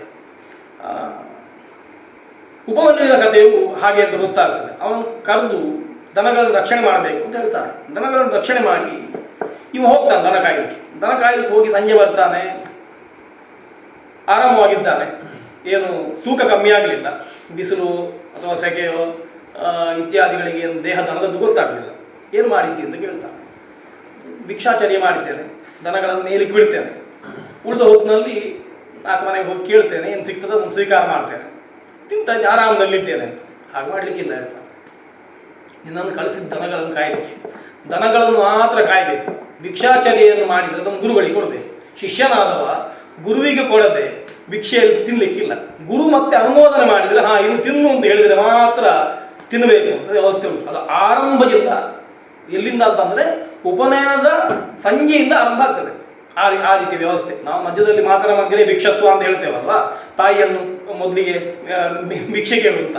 ಆ ಅಕ್ಕಿಯನ್ನು ಭಿಕ್ಷೆ ಕೇಳೋದು ಯಾಕೆ ಅಂತ ಕೇಳಿದ್ರೆ, ಸಂಜೆ ಇದುಂಟು, ಯಾವುದು ಅನುಪ್ರವಚನೀಯ ಹೋಮ ಉಂಟು.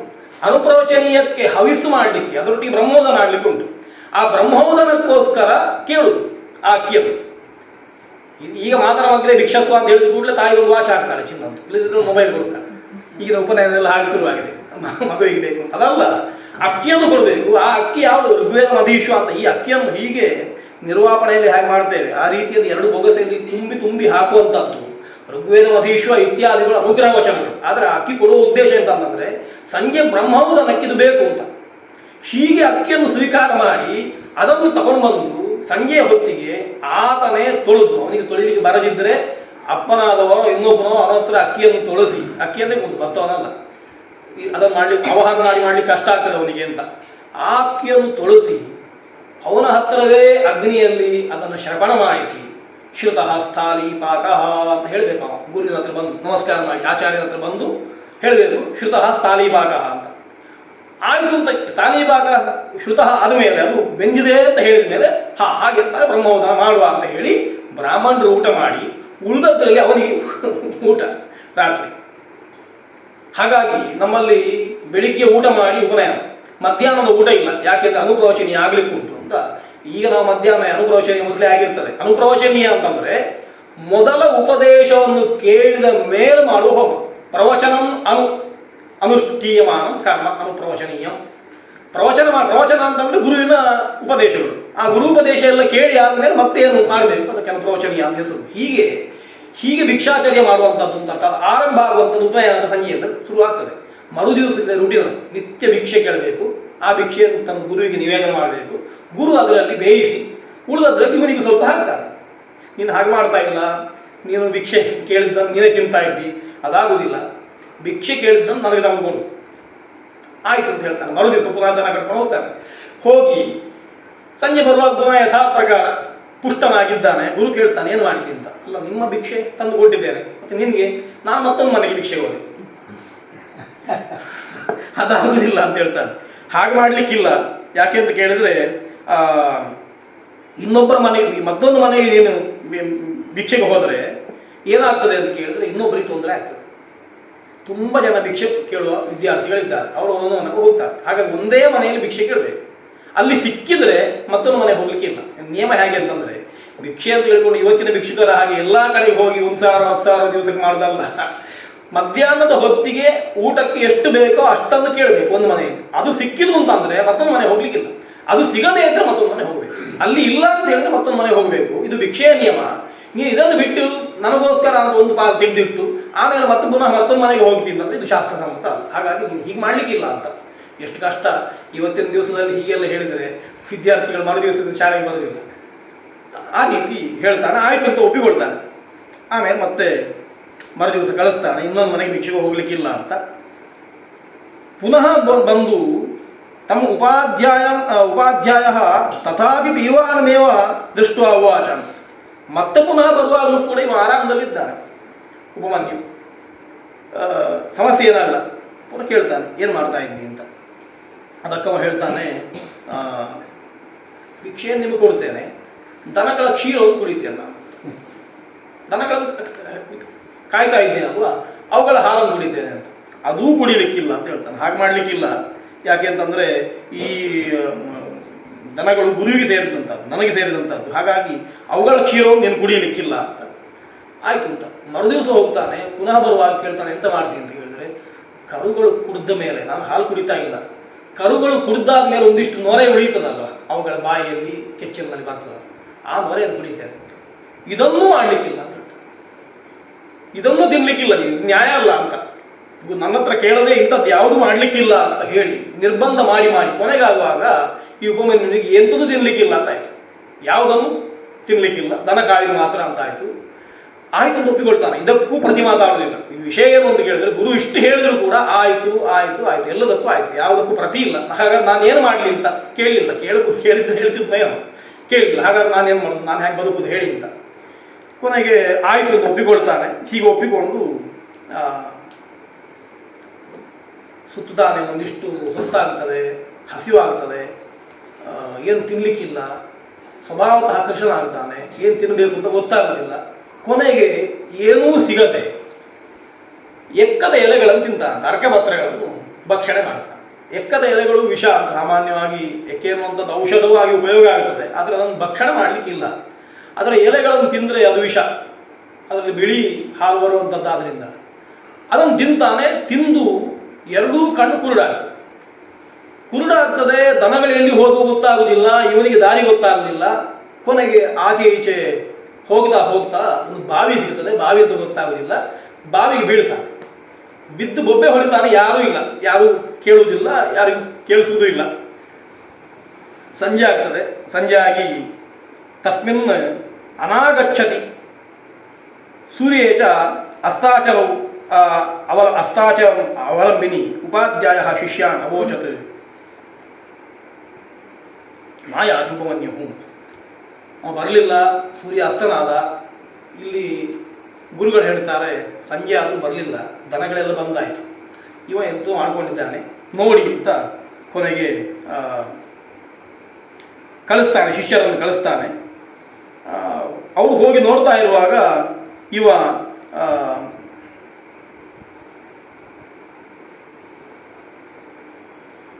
ಅವರು ಹೋಗಿ ಹುಡುಕ್ತಾರೆ, ಸಿಗುವುದಿಲ್ಲ.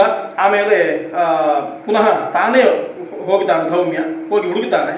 ಹುಡುಕಿ ಗಟ್ಟಿ ಕೂಗ್ತಾನಂತೆ, ಶಬ್ದಂಚಕಾರ ಅಂತ ಮಹಾಭಾರತ ಹೇಳ್ತದೆ. ಭೋ ಉಪಮನ್ಯೋ ಕ್ವಾಸಿ ವತ್ಸ ಏಹಿ ಅಂತ ಕೂಗ್ತಾನೆ, ಎಲ್ಲಿದ್ದಿ ಅಂತ ಬೊಬ್ಬೆ ಹಾಕ್ತಾನೆ. ಹಾಗೆ ಕೂಗಿದ ಕೂಡಲೇ, ಆ ಮಾತು ಕೇಳಿದ ಕೂಡಲೇ ಇಲ್ಲಿಂದ ಬೊಬ್ಬೆ ಹೊಡಿತಾನೆ, ನಾನು ಇಲ್ಲಿದ್ದೇನೆ ಕೂಪೆ ಪಚತಃ ಅಂತ, ನನ್ನ ಕಣ್ಣು ಕಾಣ್ತಾ ಇಲ್ಲ, ನಾನು ಬಾವಿಗೆ ಬಿದ್ದಿದ್ದೇನೆ ಅಂತ. ಕಣ್ಣು ಯಾಕೆ ಕಾಣುವುದಿಲ್ಲ ಅಂತ ಕೇಳಿದ ಕೂಡಲೇ ಅವನು ಹೇಳ್ತಾನೆ, ನಾನು ಎಕ್ಕೆ ಎಲೆಗಳನ್ನು ತಿಂದಿದ್ದೇನೆ, ಹಾಗಾಗಿ ನನಗೆ ಕಣ್ಣು ಕಾಣುವುದಿಲ್ಲ, ನಾನು ಬಾವಿಯಲ್ಲಿ ಬಿದ್ದಿದ್ದೇನೆ ಅಂತ. ಅದಕ್ಕೆ ಬೇರೆ ಋಷಿಗಳಾದರೆ, ಬೇರೆ ಯಾರಾದರೂ ಗುರುಗಳು ಅಂತಾದರೆ ಹಗ್ಗ ಹಾಕಿಯೋ ಕೈ ಕೊಟ್ಟೋ ಮೊದಲು ಮೇಲೆದ್ದು ಬಾ, ಆಮೇಲೆ ಮತ್ತೆ ಕಣ್ಣಿಗೆ ಔಷಧ ಮಾಡುವ ಅಂತ ಹೇಳಿದರೆ, ದೌಮ್ಯರು ಹೇಳ್ತಾರೆ, ಶಿಷ್ಯರನ್ನು ಪರೀಕ್ಷೆ ಮಾಡಬೇಕು ಅಂತ ಹೇಳ್ತಾರೆ. ಹಾಗೆ ಅಂತ ಒಂದು ಕೆಲಸ ಮಾಡುವುದು, ಅಶ್ವಿನಿ ದೇವತೆಗಳನ್ನು ಸ್ತೋತ್ರ ಮಾಡುವುದು. ಅವರು ಬಂದಿಂದ ಕಣ್ಣು ಕಾಣುವ ಹಾಗೆ ಮಾಡ್ತಾರೆ. ಅಲ್ಲಿಯೂ ಉಪದೇಶ, ಅಲ್ಲಿಯೂ ಸಹಾಯ ಇಲ್ಲ. ಶಿಷ್ಯರನ್ನು ಎಷ್ಟು ತಯಾರು ಮಾಡಬೇಕು ಅಂತಂದರೆ, ಅವನಿಗೆ ಒಂದಷ್ಟು ಕಷ್ಟ ಕೊಟ್ಟು ನೋಡಿ ನೋಡಿ ಅವ ಕಷ್ಟ ಮಾಡೋದನ್ನು ನೋಡಿ ಆಮೇಲೆ ಅವ ಸಿದ್ಧನಾಗ್ತಾ ಇದ್ದಾನೆ ಅಂತ. ಹೀಗೆ ಅವ ಹೇಳ್ತಾನೆ, ಅಶ್ವಿನವು ಸ್ತುಹಿ ತವು ದೇವಭಿಷಜವು ತ್ವಾಂ ಚಕ್ಷುಷ್ಮಂತಂ ಕುರ್ವಿ ಕರ್ತಾರೋವಿಕೆ. ಅಶ್ವಿಗಳನ್ನು ಸ್ತೋತ್ರ ಮಾಡು, ಅವರು ದೇವತೆಗಳ ವೈದ್ಯರು, ನಿನ್ನನ್ನು ಚಕ್ಷುಷ್ಮಂತರಾಗಿ ಮಾಡ್ತಾರೆ. ಅದ್ಭುತವಾದ ಮಾತು. ಚಕ್ಷುಷ್ಮಂತ, ನಾವೆಲ್ಲ ಅಕ್ಷಮಂತಹ ಕರ್ಣವಂತಹ ಅಂತ ಮಂತ್ರಗಳಿದ್ದಾವಲ್ಲ, ನಾವೆಲ್ಲ ಚಕ್ಷುಷ್ಮಂತರಾಗಿದ್ದೇವೆ. ಆದರೆ ಕಣ್ಣು ಎನ್ನುವಂಥದ್ದು ಪ್ರಾಕೃತವಾದ ಮಾತ್ರ. ಅಪ್ರಾಕೃತವಾದ ಕಣ್ಣು ಬರಬೇಕು ಅಂತಂದರೆ ಸ್ತುಹಿ ಅಂತ ಹೇಳ್ತಾನೆ, ಸ್ತೋತ್ರ ಮಾಡು ಅಂತ. ಸ್ತೋತ್ರ ಹೇಗೆ ಮಾಡಿದ್ದು ಹೇಳಿದರೆ, ಸ್ತೋತ್ರವನ್ನು ಹೇಳಿಕೊಡ್ಲಿಲ್ಲ, ಈತನೇ ಉಪಮನ್ಯುವೇ ಅಶ್ವಿಗಳು ಸ್ತೋತ್ರ ಮಾಡ್ತಾರೆ. ಉಪಮನ್ಯು ಮಾಡಿದಂತಹ ಉಪಮನ್ಯು ಋಷಿಕವಾದ ಮಂತ್ರಗಳು ಋಗ್ವೇದದಲ್ಲಿ ಬರ್ತದೆ, ಅಶ್ವಿಗಳು ಸ್ತೋತ್ರ ಮಾಡಿದ್ರು. ಅದೇ ಮಂತ್ರದ ಛಾಯೆ ಮಹಾಭಾರತ ಆ ಶಬ್ದಗಳಿಂದಲೇ ಇಲ್ಲಿ ಕೊಡ್ತದೆ. ಅವ ಹೇಗೆ ಸ್ತೋತ್ರ ಮಾಡ್ತಾನೆ ಅಂತ ಆಯಿತು ಅಂತ ಆತ ಉಪಮನ್ಯು ಅಶ್ವಿಗಳನ್ನು ಸ್ತೋತ್ರ ಮಾಡ್ತಾನೆ. ಹೇಗೆ ಅಂತ ಕೇಳಿದ್ರೆ, ಸ್ತೋತು ಉಪಚಕ್ರಮೇ ದೇವವು ಅಶ್ವಿನವು ವಾಗ್ಬಿಹಿ ಋಗ್ಬಿಹಿ ಅಂತ ಮಹಾಭಾರತ ಹೇಳ್ತದೆ. ಋಗ್ಮಂತ್ರಗಳಿಂದಲೇ ಸ್ತೋತ್ರ ಮಾಡಲಿಕ್ಕೆ ಆರಂಭ ಮಾಡಿದ. ಒಂದು ಮಂತ್ರವನ್ನು ನಾನು ಹೇಳ್ತೇನೆ.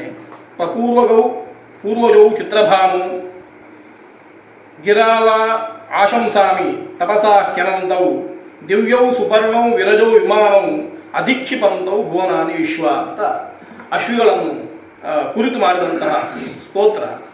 ಔಪನಿಷದವಾಗಿಯೂ ಅದು ಬರ್ತದೆ. ಹೇಗೆ ಅವರಿದ್ದಾರೆ, ಹಿರಣ್ಮಯೌ ಶಕುನಿ ಸಾಂಪರಾಯೌ ನಾಸತ್ಯದಸ್ರೌ ಸುನಸೌ ವೈ ಯಜಂತೌ ಜಯಂತೌ ಶುಕ್ಲಂ ವಯಂತೌ ತರಸಾ ಸುವೇಮ ಅಧಿವ್ಯಯಂತ ವಸತಂ ಯುವಸ್ವತಃ ಅಂತ ಅಶ್ವಿಗಳ ಸ್ವರೂಪವನ್ನು ವರ್ಣಿಸುವಂತಹ ಸ್ತೋತ್ರಗಳನ್ನು ಮಾಡ್ತಾರೆ. ಅದರ ಮಧ್ಯದಲ್ಲಿ ಸಂವತ್ಸರದ ಪರಿಕಲ್ಪನೆ ಹೇಳುವಂತಹ ಏಕಂ ಚಕ್ರಂ ವರ್ತದೆ ದ್ವಾದಶಾರಂ ಅಂತ, ಇದರ ಬಗ್ಗೆ ಮುಂದೆಯೂ ಕೂಡ ಈ ಅಧ್ಯಾಯದಲ್ಲಿ ಬರ್ತದೆ. ಇಡೀ ಜಗತ್ತು ಹೇಗುಂಟು ಎನ್ನುವಂಥ ವಿಷಯವನ್ನು ಹೇಳಿ 12 ಅರ ಇರುವಂತಹ ಒಂದು ಚಕ್ರ, ಆ ಚಕ್ರ ಎನ್ನುವಂಥದ್ದು ಸುತ್ತ ಉಂಟು ಅಂತ ಸಂವತ್ಸರ ಚಕ್ರವನ್ನು, ಕಾಲಚಕ್ರವನ್ನು ಮಂತ್ರ ಹೇಳುವಂಥದ್ದು. ಆ ಕಾಲಚಕ್ರದ ನಿಯಮಕ್ಕೆ ಒಳಪಟ್ಟು ಇವರಿದ್ದಾರೆ ಅಂತ ಹೇಳ್ತಾ ಸ್ತೋತ್ರ ಮಾಡ್ತಾನೆ. ಅಶ್ವಗಳಿಗೆ ಸಂತೋಷ ಆಗ್ತದೆ. ಅವರು ಬಂದು ಏನು ಬೇಕು ಅಂತ ಕೇಳ್ತಾರೆ.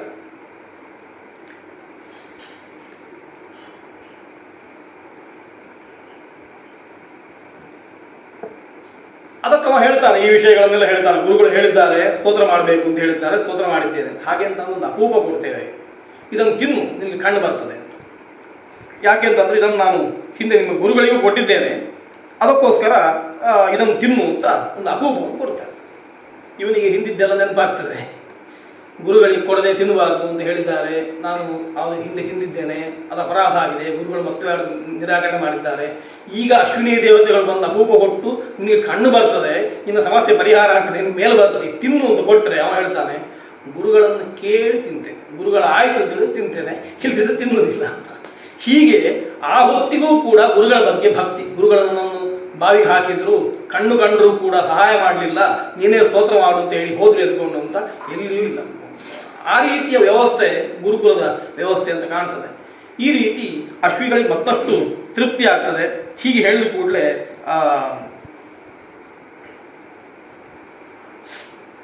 ಅವರಿಗೆ ಸಂತೋಷ ಆಗಿ ಅವರು ವರ ಕೊಡ್ತಾರೆ. ಹಾಗಾಗಿ ನಿನ್ನ ಗುರುಭಕ್ತಿಯಿಂದಲೂ ನಾವು ತೃಪ್ತರಾಗಿದ್ದೇವೆ, ಅದಕ್ಕೋಸ್ಕರ ನಿನ್ನ ಉಪಾಧ್ಯಾಯನು ನಮ್ಮನ್ನು ಹಿಂದೆ ಸ್ತೋತ್ರ ಮಾಡಿದ್ದಾನೆ, ಅವನ ಹಲ್ಲುಗಳು ಕಬ್ಬಿಣದ್ದಾಗುವ ಹಾಗೆ, ಅಂದರೆ ಯಾವುದನ್ನೂ ತಿಂದು ಜೀರ್ಣಿಸಿಕೊಳ್ಳುವ ರೀತಿಯಲ್ಲಿ ಆಗುವ ಹಾಗೆ ನಾವು ಅನುಗ್ರಹ ಮಾಡಿದ್ದೆವು ಹಿಂದೆ. ನೀನು ಸ್ತೋತ್ರ ಮಾಡಿದ್ದಿ. ನಿನ್ನ ಸ್ತೋತ್ರ ಎಷ್ಟು ಅಂತಂದರೆ ಗುರುವನ್ನು ಮೀರಿಸುವಂಥ ಸ್ತೋತ್ರಗಳು. ಅಭೂಪವನ್ನು ನೀವು ತಿನ್ನಲಿಲ್ಲ, ಅವರನ್ನು ಕೇಳಿ ತಿಂತೇನೆ ಅಂತ ಹೇಳಿದ್ದಿ. ಆ ಕಾರಣಕ್ಕೋಸ್ಕರ ನಿನ್ನ ದಂತಗಳು ಹಿರಣ್ಮಯವಾಗಲಿ ಅಂತ, ಚಿನ್ನದ ಹಲ್ಲುಗಳಾಗಲಿ ಅಂತ ಉತ್ಕರ್ಷವನ್ನು ಹೇಳಿ ಅವನಿಗೆ ಅನುಗ್ರಹ ಮಾಡ್ತಾರೆ. ಹೇಗೆ ಅವ ಮತ್ತೆ ಪುನಃ ದೌಮ್ಯರ ಹತ್ರ ಬಂದು ಅವರಿಗೆ ಇದನ್ನೆಲ್ಲ ಹೇಳಿ ಪ್ರೀತಿಮಾನ್ ಬಭುವ ಅಂತ, ದೌಮ್ಯರಿಗೆ ಅತ್ಯಂತ ಪ್ರಿಯನಾದ ಶಿಷ್ಯ ಉಪಮನ್ಯು ಆದ ಅಂತ ಉಪಮನ್ಯುವಿನ ಕಥೆಯನ್ನು ಹೇಳ್ತದೆ ಭಾರತ. ಅವನಿಗೂ ಅನುಗ್ರಹ ಹಾಗೆ ಮಾಡ್ತಾರೆ. ಸರ್ವೇ ಚ ತೇ ವೇದಾಃ ಪ್ರತಿಭಾಸ್ಯಂತಿ ಸರ್ವಾಣಿ ಚ ಧರ್ಮಶಾಸ್ತ್ರಾಣಿ ಅಂತ. ಏಷ ತಪಸ್ಯಪಿ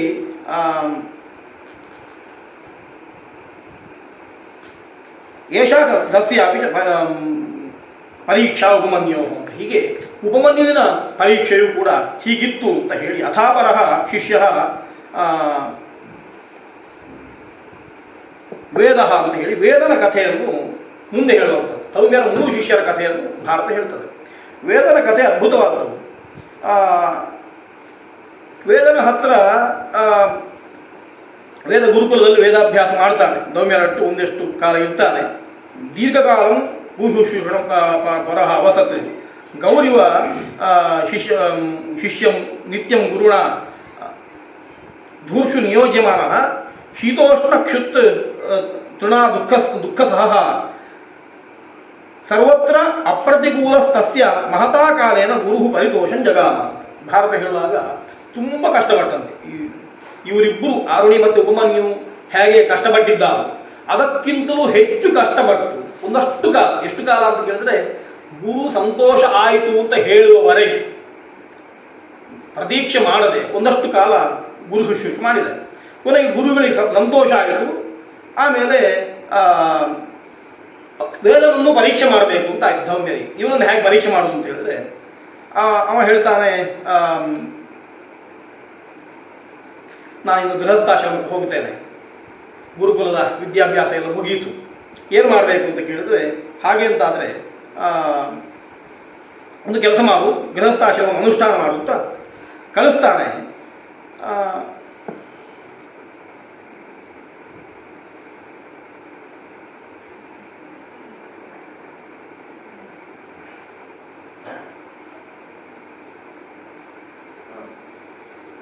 ಈ ವೇದನೆಗೆ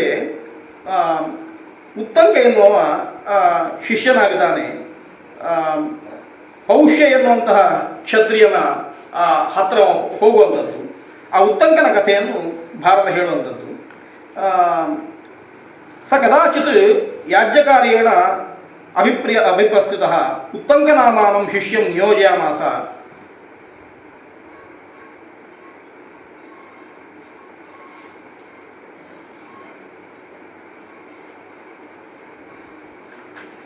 ಉತ್ತಂಕನನ್ನು ತಾನು ನಿಯೋಜನೆ ಮಾಡಿಕೊಂಡು ಮನೆಯಲ್ಲಿ ಕುಳಿತುಕೋ ಅಂತ ಹೇಳಿ ವೇದ ಒಂದು ಕಡೆಗೆ ಹೋಗ್ತಾನೆ. ವೇದನ ಶಿಷ್ಯ ಉತ್ತಂಕ.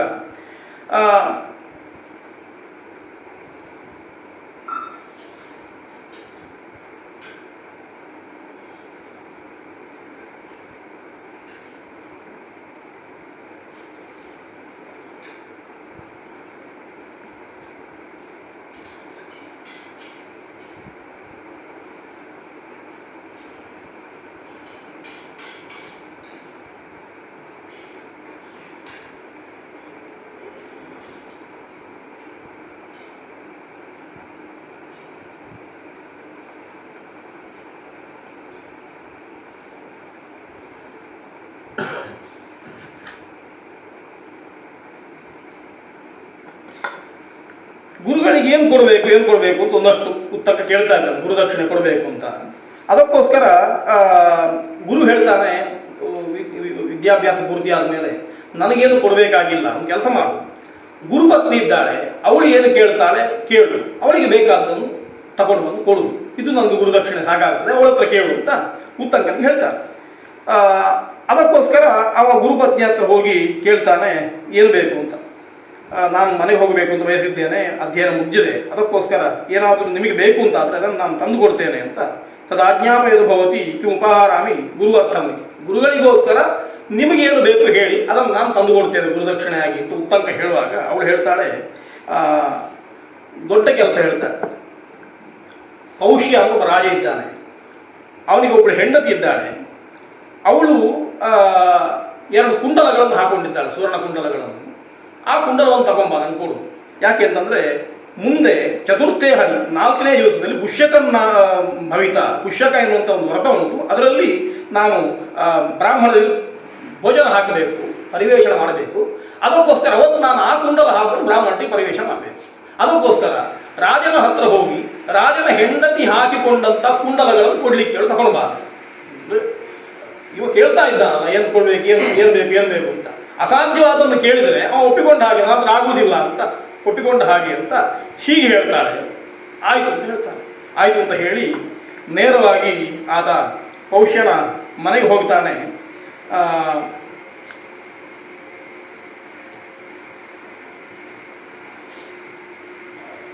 ಉತ್ತಂಕ ಹೋಗ್ತಾ ಇರುವಾಗ ಒಬ್ಬ ಮನುಷ್ಯ ಕಾಣ್ತಾನೆ. ಅವನು ವೃಷಾರೂಢ ಒಂದು ಎತ್ತಿನ ಮೇಲೆ ಕೂತ್ಕೊಂಡಿದ್ದಾನೆ, ಹೋಗ್ತಾ ಇದ್ದಾನೆ. ಅವನನ್ನು ನೋಡ್ತಾನೆ, ನೋಡಿದ ಕೂಡಲೇ ನಿಲ್ಲಿಸ್ತಾನೆ. ಎಲ್ಲಿ ಹೋಗ್ತಾ ಇದ್ದೀವಿ ಅಂತ. ನಾನು ಪೌಷ್ಯನ ಮನೆಗೆ ಹೋಗ್ತಾ ಇದ್ದೇನೆ ಕುಂಡಲಗಳನ್ನು ತರಲಿಕ್ಕೆ ಅಂತ. ಹಾಗಾದ್ರೆ ಒಂದು ಕೆಲಸ ಮಾಡು, ನೀನು ಈ ಎತ್ತಿನ ಮೂತ್ರ ಭವಿಷ್ಯಗಳನ್ನು ತಿನ್ನಬೇಕು ಅಂತ. ನಿನ್ನ ಗುರುವು ಹಾಗೆ ಮಾಡಿದ್ದಾನೆ, ಹಾಗಾಗಿ ಅದರಲ್ಲಿ ಏನು ಸಂದೇಹ ಮಾಡೋದು ಬೇಡ, ಈ ಎತ್ತಿನ ಮೂತ್ರ ಭವಿಷ್ಯಗಳನ್ನು ನೀನು ತಿನ್ನಬೇಕು ಅಂತ ಹೇಳಿದ ಕೂಡಲೇ ಏನೂ ವಿಚಾರ ಮಾಡೋದಿಲ್ಲ, ಅದು 2 ತಿಂದು ಬಿಡ್ತಾನೆ. ಮುಂದೆ ಹೋಗ್ತಾನೆ, ಹಾಗೆ ನಡ್ಕೊಂಡು ಮುಂದೆ ಹೋಗ್ತಾನೆ. ಹೋಗಿ ಪೌಷ್ಯನ ಮನೆಗೆ ಹೋಗ್ತಾನೆ. ಮನೆಗೆ ಹೋಗಿ ಅರ್ಥಿಯಾಗಿ ಬಂದವ, ಏನೋ ಬೇಕು ಅಂತ ಕೇಳಲಿಕ್ಕೆ ಬಂದವ, ಆದ್ದರಿಂದ ಅವನ ಹತ್ರ ಹೋಗಿ ಪ್ರಾರ್ಥನೆ ಮಾಡ್ತಾನೆ. ನನಗೆ ಇಂತಹ ಒಂದು ವಸ್ತು ಬೇಕು, ನಿನ್ನ ಹೆಂಡತಿ ಹಾಕಿಕೊಂಡಂತಹ ಕುಂಡಲಗಳು ಬೇಕು ಅಂತ ನಾನು ಬಂದದನ್ನು ಕೊಡಬೇಕು ಅಂತ ಹೇಳಿದ ಕೂಡಲೇ ಗುರುವರ್ಥಂ ಕುಂಡಲಯೋ ಅರ್ಥೇನ ಅಭ್ಯಾಗತ ಅಸ್ಮಿ ಅಂತ. ಗುರುವಿಗೋಸ್ಕರ ಈ ಕುಂಡಲಗಳು ಬೇಕು ಅಂತ ಬಂದದ್ದು, ನಮಗೋಸ್ಕರ ಅಲ್ಲ, ಹಾಗಾಗಿ ಅದನ್ನು ಕೊಡಬೇಕು ಅಂತ ಕೇಳಿದ ಕೂಡಲೇ ಭವಿಷ್ಯ ಹೇಳ್ತಾನೆ, ಪ್ರವಿಶ್ಯ ಅಂತಃಪುರನು ಕ್ಷತ್ರಿಯ ಯಾಚ್ಯತ. ಹಾಗೆ ಅಂತಂದರೆ ಅಂತಃಪುರಕ್ಕೆ ಹೋಗು, ಅಲ್ಲಿ ನನ್ನ ಹೆಂಡತಿ ಇದ್ದಾಳೆ, ಅವಳನ್ನೇ ಕೇಳು ಅಂತ. ಅಷ್ಟು ಸ್ವಾತಂತ್ರ್ಯ ಕೊಟ್ಟಿದ್ದಾನೆ, ನೇರ ಅಂತಃಪುರಕ್ಕೆ ಹೋಗು ಅಂತ. ಆಯಿತು ಅಂತ ಅಂತಃಪುರಕ್ಕೆ ಹೋಗ್ತಾನೆ. ಅಂತಃಪುರಕ್ಕೆ ಹೋಗಿ ನೋಡುವಾಗ ಯಾರು ಕಾಣೋದಿಲ್ಲ, ಅಂತಃಪುರ ಕಾಲಿಲ್ಲ. ಪುನಃ ತಿರುಗಿ ಬರ್ತಾನೆ. ತಿರುಗಿ ಬಂದು ಹೇಳ್ತಾನೆ, ನನಗೆ ನೀನು ಮೋಸ ಮಾಡಿದ್ದಿ, ಸುಳ್ಳು ಹೇಳಿದ್ದಿ ನೀನು. ಅಂತಃಪುರಕ್ಕೆ ಹೋದರೆ ಯಾರೂ ಕಾಣ್ತಾ ಇಲ್ಲ, ನಾನು ಏನು ಮಾಡಬೇಕು ಹೇಳೋದು. ಅದಕ್ಕೆ ಪೌಷ್ಯ ಹೇಳ್ತಾನೆ, ನೀನು ಸರಿ ಇಲ್ಲ, ನೀನು ಏನೋ ಪಾತಕ ಮಾಡಿದ್ದಿ, ಏನೋ ತಪ್ಪು ಮಾಡಿದ್ದಿ, ಹಾಗಾಗಿ ನಿನಗೆ ಅವಳು ಕಾಣ್ತಾ ಇಲ್ಲ.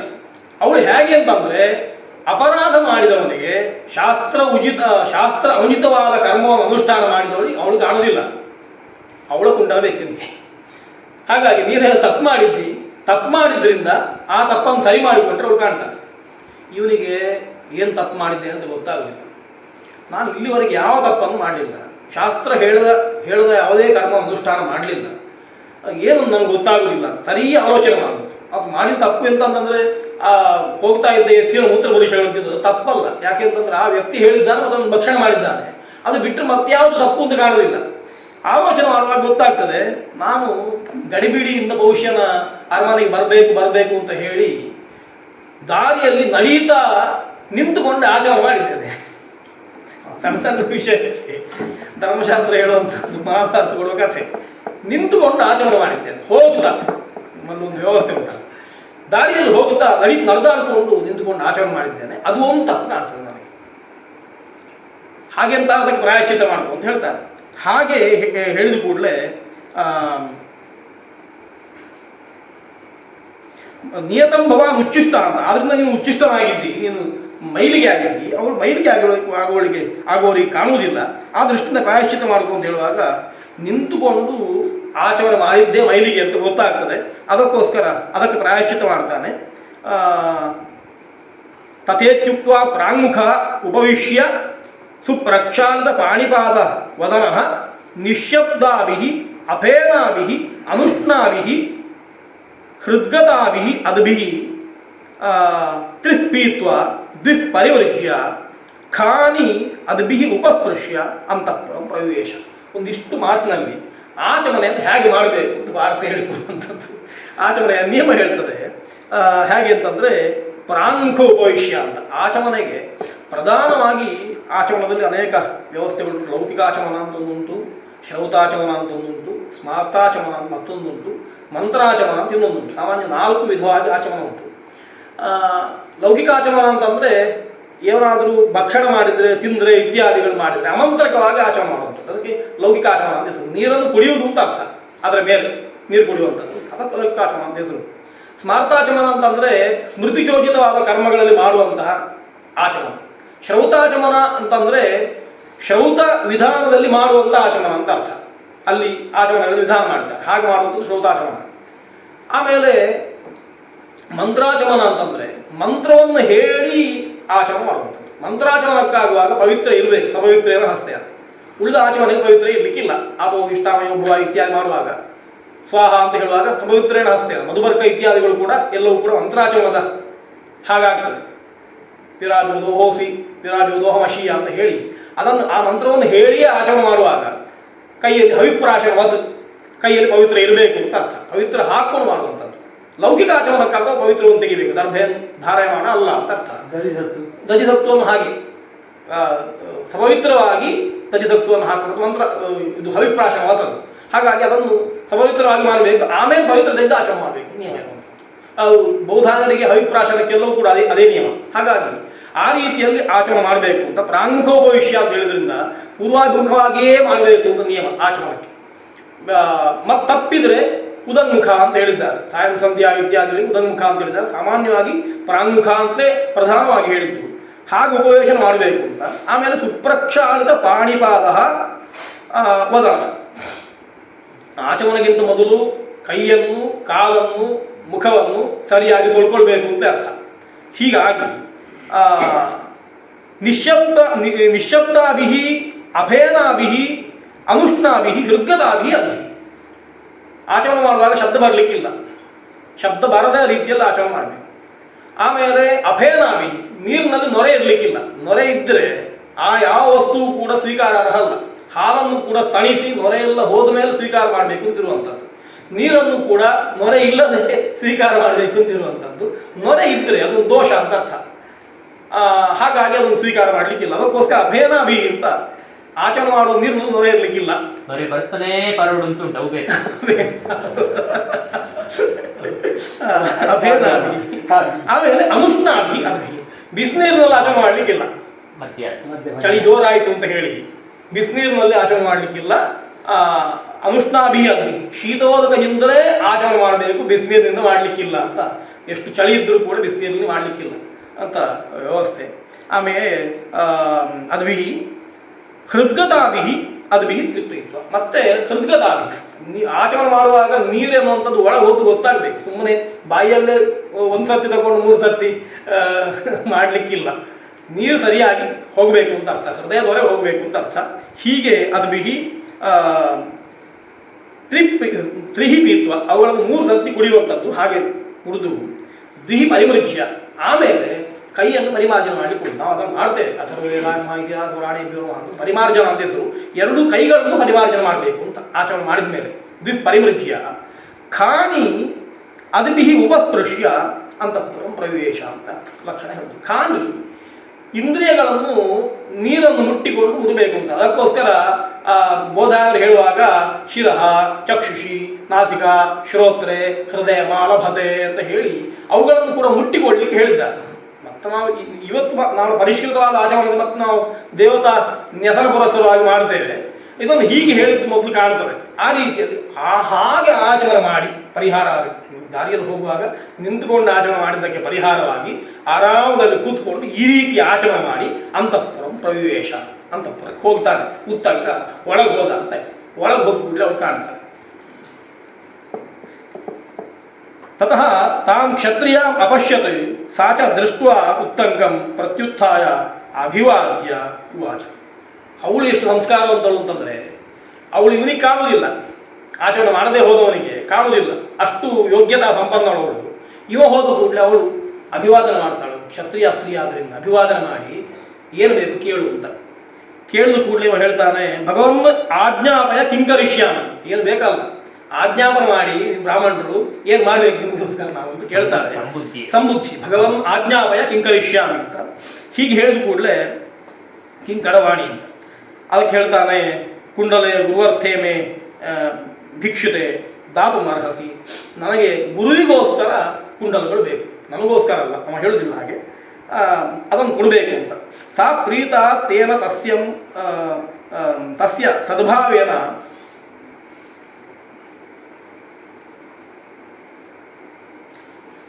ಪಾತ್ರಂ ಅಯಂ ಅನಧಿಕ್ರಮಣೀಯಶ್ಚೇತಿ ಮತ್ವಾ ತೇ ಕುಂಡಲೆ ಅವಮುಚ್ಯ ಅಸ್ಮೈ ಪ್ರಾಯಚ್ಛನ್ನ.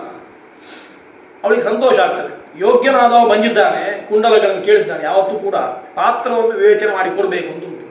ಎಷ್ಟೋ ಮಂದಿಗೆ ಆ ವಸ್ತು ಬೇಡದಿದ್ದರೂ ನಾವು ಕೊಡ್ತೇವೆ, ಅವರನ್ನು ದುರುಪಯೋಗ ಮಾಡಿಕೊಳ್ತಾರೆ ಕೆಲವು ಬಾರಿ ಎದುರಿಗೆ. ಹಾಗಿರುವಾಗ ಪಾತ್ರನಾದವ ಬೇಕು ಅಂತ ಕೇಳುವಾಗ ಅದನ್ನು ಕೊಟ್ಟರೆ ಅದು ಪೂರ್ಣವಾಗಿ ಉಪಯುಕ್ತ ಆಗ್ತದೆ ಎಂದು ಭಾವಿಸ್ತಾಳೆ. ಹಾಗಾಗಿ ಈ ಪಾತ್ರವನ್ನು ನಾವು ಬಿಡಬಾರದು, ಇವನಿಗೆ ಅಗತ್ಯ ಉಂಟು ಅಂತ ಹೇಳಿ ಏನು ವಿಚಾರ ಮಾಡದೆ ಗಂಡನ ಹತ್ರವೂ ಕೇಳದೆ ಅದನ್ನು ಎರಡನ್ನು ತೆಗೆದು ಅವನ ಕೈ ಕೊಟ್ಟು, ಒಂದು ಮಾತುಂಟು, ಈ ಕುಂಡಲಗಳನ್ನು ತಕ್ಷಕ ಅಪಹರಿಸಬೇಕು ಅಂತ ತುಂಬ ಪ್ರಯತ್ನ ಮಾಡ್ತಾ ಇದ್ದಾನೆ. ಹಾಗಾಗಿ ಅವನಿಂದ ಒಂದು ರಕ್ಷಣೆ ಮಾಡು, ಅವನ ಕೈಗೆ ಸಿಗದ ಹಾಗೆ ನೋಡಿಕೋ ಅಂತ ಹೇಳಿ ಅವನ ಕೈ ಕೊಡ್ತಾಳೆ. ಅವ ಆಯಿತು ಅಂತ ಸ್ವೀಕಾರ ಮಾಡ್ತಾನೆ. ಸುನಿವೃತ ಭವ ನಮಾಂ ಶಕ್ತಃ ತಕ್ಷಕಃ ನಾಗರಾಜ ದರ್ಶಯಿತು. ಅವನಿಗೆ ಕಾನ್ಫಿಡೆನ್ಸ್ ಉಂಟು, ತಕ್ಷಕ ಅಲ್ಲ, ಹಾಗಾದರೆ ಅವನು ನನಗೇನು ಮಾಡ್ಲಿಕ್ಕೆ ಸಾಧ್ಯ ಇಲ್ಲ, ಅದರ ಬಗ್ಗೆ ನೀನು ಚಿಂತೆ ಮಾಡಬೇಡ, ನಾನು ರಕ್ಷಣೆ ಮಾಡ್ತೇನೆ ಅಂತ. ಮತ್ತೆ ಕೊನೆಗೆ ಅದನ್ನು ಬಿಡುವುದೇ. ಆದರೂ ಹೇಳ್ತಾನೆ ಅವಳಿಗೆ, ಆಯಿತು ನಾನು ರಕ್ಷಣೆ ಮಾಡ್ತೇನೆ ಅಂತ ಹೇಳಿ ಆ ಕುಂಡಲಗಳನ್ನು ಸ್ವೀಕಾರ ಮಾಡ್ಕೊಂಡು ಬರ್ತಾನೆ. ಹೀಗೆ ಬಂದು ದಾರಿಯಲ್ಲಿ ಹೋಗ್ತಾ ಇರುವಾಗ ಇಲ್ಲಿ ಬರ್ತಾನೆ. ಇದು ಮುಗಿದ ಮೇಲೆ ಪುನಃ ರಾಜನ ಹತ್ರ ಬರ್ತಾನೆ. ರಾಜನ ಹತ್ರ ಬಂದು ಹೇಳ್ತಾನೆ,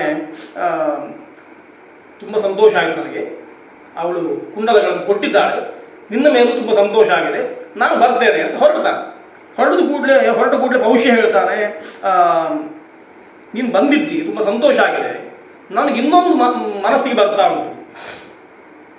ಮನಸ್ಸು ಎಷ್ಟು ಪಕ್ಕ ವ್ಯತ್ಯಾಸ ಆಗ್ತದೆ ಬ್ರಾಹ್ಮಣರದ್ದು ಕ್ಷತ್ರಿಯರದ್ದು ಅಂತ ಹೇಳಲಿಕ್ಕೆ ಮಹಾಭಾರತ ಈ ಕಥೆ ಹೇಳ್ತಾ ಉಂಟು. ಆತ ಹೇಳ್ತಾನೆ, ನೀನು ಬಂದಿದ್ದಿ, ನಿನ್ನ ಪಾತ್ರ, ನಿನಗೆ ಹೆಂಡತಿ ಕುಂಡಲಗಳನ್ನು ಕೊಟ್ಟು ಪುಣ್ಯ ಕಟ್ಟಿಕೊಂಡಿದ್ದಾಳೆ, ನನಗೆ ಶ್ರಾದ್ದ ಮಾಡಬೇಕು ಅಂತ ಕಾಣ್ತದೆ, ಅತಿಥಿ ನೀನು, ಹಾಗಾಗಿ ನಾನು ಶ್ರಾದ್ದ ಮಾಡ್ತೇನೆ, ನಿನಗೆ ಕ್ಷಣ ಮಾಡಿದ್ರೆ ಊಟ ಮಾಡ್ತೀಯ ಅಂತ. ಖಂಡಿತ ಆಯಿತು ಹೇಳ್ತಾನೆ. ಈ ಶ್ರಾದ್ದಕ್ಕೆ ತಿಥಿ ಇತ್ಯಾದಿಗಳು ಯಾವುದೂ ಇಲ್ಲ, ಒಂದು ನಿಯಮ ಹೇಳ್ತಾನೆ, ಭಗವನ್ ಚಿರೇಣ ಪಾತ್ರಂ ಆಸಾಧ್ಯತೆ ಭವಾಂಶ ಗುಣವಾನ್ ಅತಿಥಿ ತಸ್ಮಾದಿಚ್ಛೆ ಶ್ರಾದ್ದಂ ಕರ್ತು ಕ್ರಿಯತಾಂ ಕ್ಷಣ. ಈ ಪಾತ್ರ ಚಿರೇಣ ಆಸಾಧ್ಯತೆ ಅಂತ, ಶ್ರಾದ್ದಕ್ಕೆ ಬೇಕಾಗುವ ಸಂದರ್ಭ ಎನ್ನುವಂಥದ್ದು ಯಾವಾಗಲೂ ಸಿಗುವುದಿಲ್ಲ, ಅದು ಸಿಗುವಾಗ ಬಿಡಬಾರದು. ಹಾಗಾಗಿ ಶ್ರಾದ್ದಕ್ಕೆ ಬೇಕಾದ ಅತಿಥಿ ಅನ್ನುವಂಥದ್ದು ತುಂಬ ಕಷ್ಟಪಟ್ಟು ಸಂಪಾದನೀಯ. ನಾನು ಕಷ್ಟಪಡದೆ ನೀನು ಬಂದಿದ್ದಿ, ಹಾಗಾಗಿ ನಾನು ಶ್ರಾದ್ದ ಮಾಡ್ತೇನೆ, ನಿನಗೆ ಕ್ಷಣ ಇರಲಿ ಅಂತ ಹೇಳಿ ನೀನು ಅತಿಥಿಯಾಗಿ ಬಂದಿದ್ದಿ, ಊಟ ಮಾಡಿ ಹೋಗಬೇಕು ಅಂತ ಭಾವ. ಊಟ ಮಾಡೋದ್ರೆ ಕೇವಲ ಊಟ ಹಾಕೋದಲ್ಲ, ಶ್ರಾದ್ದ ಅಂದರೆ ನಿತ್ಯ ಮಾಡುವಂಥ ಕರ್ಮ ಅಂತ ಗೊತ್ತಾಗ್ತದೆ ನಮ್ಗೆ ಅದನ್ನೆಲ್ಲ ನೋಡುವಾಗ. ಹಾಗಾಗಿ ಶ್ರಾದ್ದ ಮಾಡ್ತೇನೆ, ನೀನು ಅತಿಥಿಯಾಗಿ ಬರಬೇಕು, ಬಂದಿದ್ದಿ, ಕ್ಷಣ ನಿನಗುಂಟು ಅಂತ. ಆಯಿತು ಅಂತ ಹೇಳ್ತಾನೆ. ಆಯಿತು ಅಂತ ಕ್ಷಣ ಒಪ್ಪಿಕೊಳ್ತಾನೆ. ಕೃತಕ್ಷಣ ಏವಾಸ್ಮಿ ಅಂತ ಹೇಳಿ, ಶೀಘ್ರವಿಚ್ಛಾಮಿ ಅನ್ನಂ ಉಪಸ್ಕೃತಂ ಭವತ ಅಂತ ಹೇಳಿ ಒಂದು ಕಂಡೀಷನ್ ಆಗ್ತಾನೆ. ನನಗೆ ತಡ ಆಗ್ತದೆ, ಯಾಕೆಂತಂದ್ರೆ 4ನೇ ದಿವಸ ಪೌಷ್ಯ ವ್ರತ ಇರುವುದು ಅಂತ ಅವಳು ಹೇಳಿದ್ದು. ಈಗ ಎಷ್ಟು ದಿವಸ ಆಗಿದೆ ಗೊತ್ತಿಲ್ಲ, ಇನ್ನೊಂದು ದಿವಸ 2 ದಿವಸ ಹಾಕಿ ಉಂಟು ಕಾಣ್ತದೆ. ಹಾಗಾಗಿ ಆದಷ್ಟು ಶೀಘ್ರವಾಗಿ ನಾನು ಹೋಗಬೇಕು ಮನೆಗೆ, ನಿನ್ಗೆ ಊಟವೆಲ್ಲ ತಡ ಆದರೆ ನನಗೆ ತೊಂದರೆ ಆಗ್ತದೆ, ಅದಕ್ಕೋಸ್ಕರ ಆದಷ್ಟು ಬೇಗ ಆಗಬೇಕು ನನಗೆ ಅಂತ ಹೇಳಿ ಬೇಗ ಊಟ ಹಾಕಬೇಕು, ಒಳ್ಳೆ ಊಟ ಹಾಕಬೇಕು. ಆಯಿತು ಅಂತ ಹೇಳ್ತಾನೆ. ಆಯಿತು ಅಂತ ಹೇಳಿ ಊಟಕ್ಕೆ ತಯಾರು ಮಾಡ್ತಾನೆ. ಊಟಕ್ಕೆ ತಯಾರು ಮಾಡಿ ಊಟಕ್ಕೆ ಕೂತ್ಕೊಳ್ಳುವಾಗ ಅದರ ಒಂದು ಕೂದಲು ಕಾಣ್ತದೆ. ಇವನಿಗೆ ಸಿಟ್ಟು ಬರ್ತದೆ. ಶಾಬ್ದಕ್ಕೆ ಕರೆದದ್ದು ಅವ ಭವಿಷ್ಯ.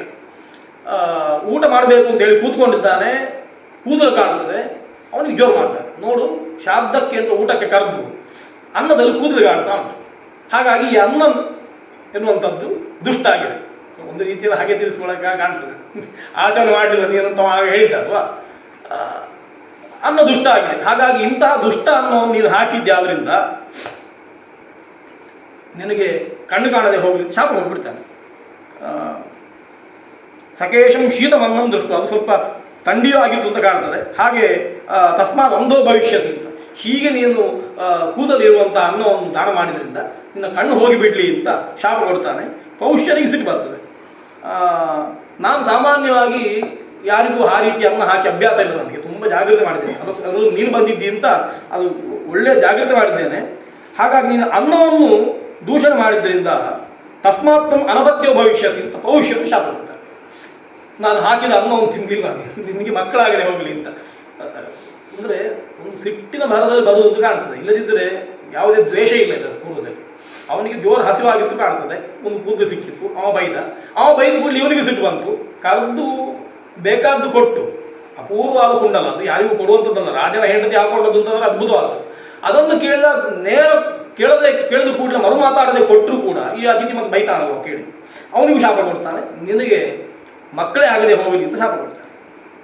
ಕೊನೆಗೆ ಇವ ಹಾಗೆ ಹೇಳ್ತಾನೆ, ಅದಕ್ಕೆ ಉತ್ತರಕ್ಕೆ ಹೇಳ್ತಾನೆ, ಇಲ್ಲ ನೀನು ಸರಿಯಾಗಿ ಪರೀಕ್ಷೆ ಮಾಡಿ ನೋಡು, ಬೇಕು ಅಂತಾದರೆ ಅನ್ನವನ್ನೇ ಪ್ರತ್ಯಕ್ಷೀಕರಿಸಿ ನೋಡು, ಸಾಕ್ಷಿಯಾಗಿ ನೋಡು, ನಾನು ಸುಳ್ಳು ಹೇಳ್ತಾ ಇಲ್ಲ ಅಂತ. ಭವಿಷ್ಯ ಬರ್ತಾನೆ, ಅನ್ನ ನೋಡ್ತಾನೆ, ಅನ್ನಲ್ಲಿ ಕೂದಲು ಕಾಣ್ತಾನೆ. ಅದು ಏನಾಗಿದೆ ಅಂತಂದರೆ, ಅನ್ನ ಅಡಿಗೆ ಮಾಡುವವಳು ಸ್ತ್ರೀ, ಅವಳು ಮುಕ್ತಕೇಶಿಯಾಗಿ ಅಡಿಗೆ ಮಾಡಿದ್ದಾಳೆ ಅಂತ ಮಹಾಭಾರತ ಸೂಕ್ಷ್ಮ ವಿಚಾರಗಳು ಹೇಳ್ತಾ ಹೋಗ್ತದೆ. ಆಚರಣೆ ಹೇಗೆ ಮಾಡಬೇಕು ಅಂತ ಹೇಳ್ತಾರಲ್ವಾ, ಮುಂದೆ ಹೇಳುವಾಗ ಅಡಿಗೆ ಮಾಡುವಾಗ ಕೂದಲನ್ನು ಕಟ್ಟಿಕೊಳ್ಳದೆ ಅಡಿಗೆ ಮಾಡಬಾರ್ದು ಅಂತ ಅದನ್ನು ಹೇಳುವುದು ಹೀಗೆ. ಮುಕ್ತಕೇಶಿಯಾಗಿ ಅಡಿಗೆ ಮಾಡಿದ್ದಾಳೆ, ಕೂದಲು ಕಟ್ಟಿಕೊಳ್ಳದೆ ಅಡಿಗೆ ಮಾಡಿದ್ದಾಳೆ, ಕೂದಲನ್ನು ಕಟ್ಟಿಕೊಳ್ಬೇಕು, ಕೇಶ ಅನ್ನಕ್ಕೆ ಬೀಳದ ಹಾಗೆ ನೋಡಿಕೊಳ್ಬೇಕು. ಆ ದೃಷ್ಟಿಯಿಂದ ಅವಳು ಹಾಗೆ ಮಾಡಿದ್ದಾಳೆ ಅಂತ ಕಾಣ್ತದೆ.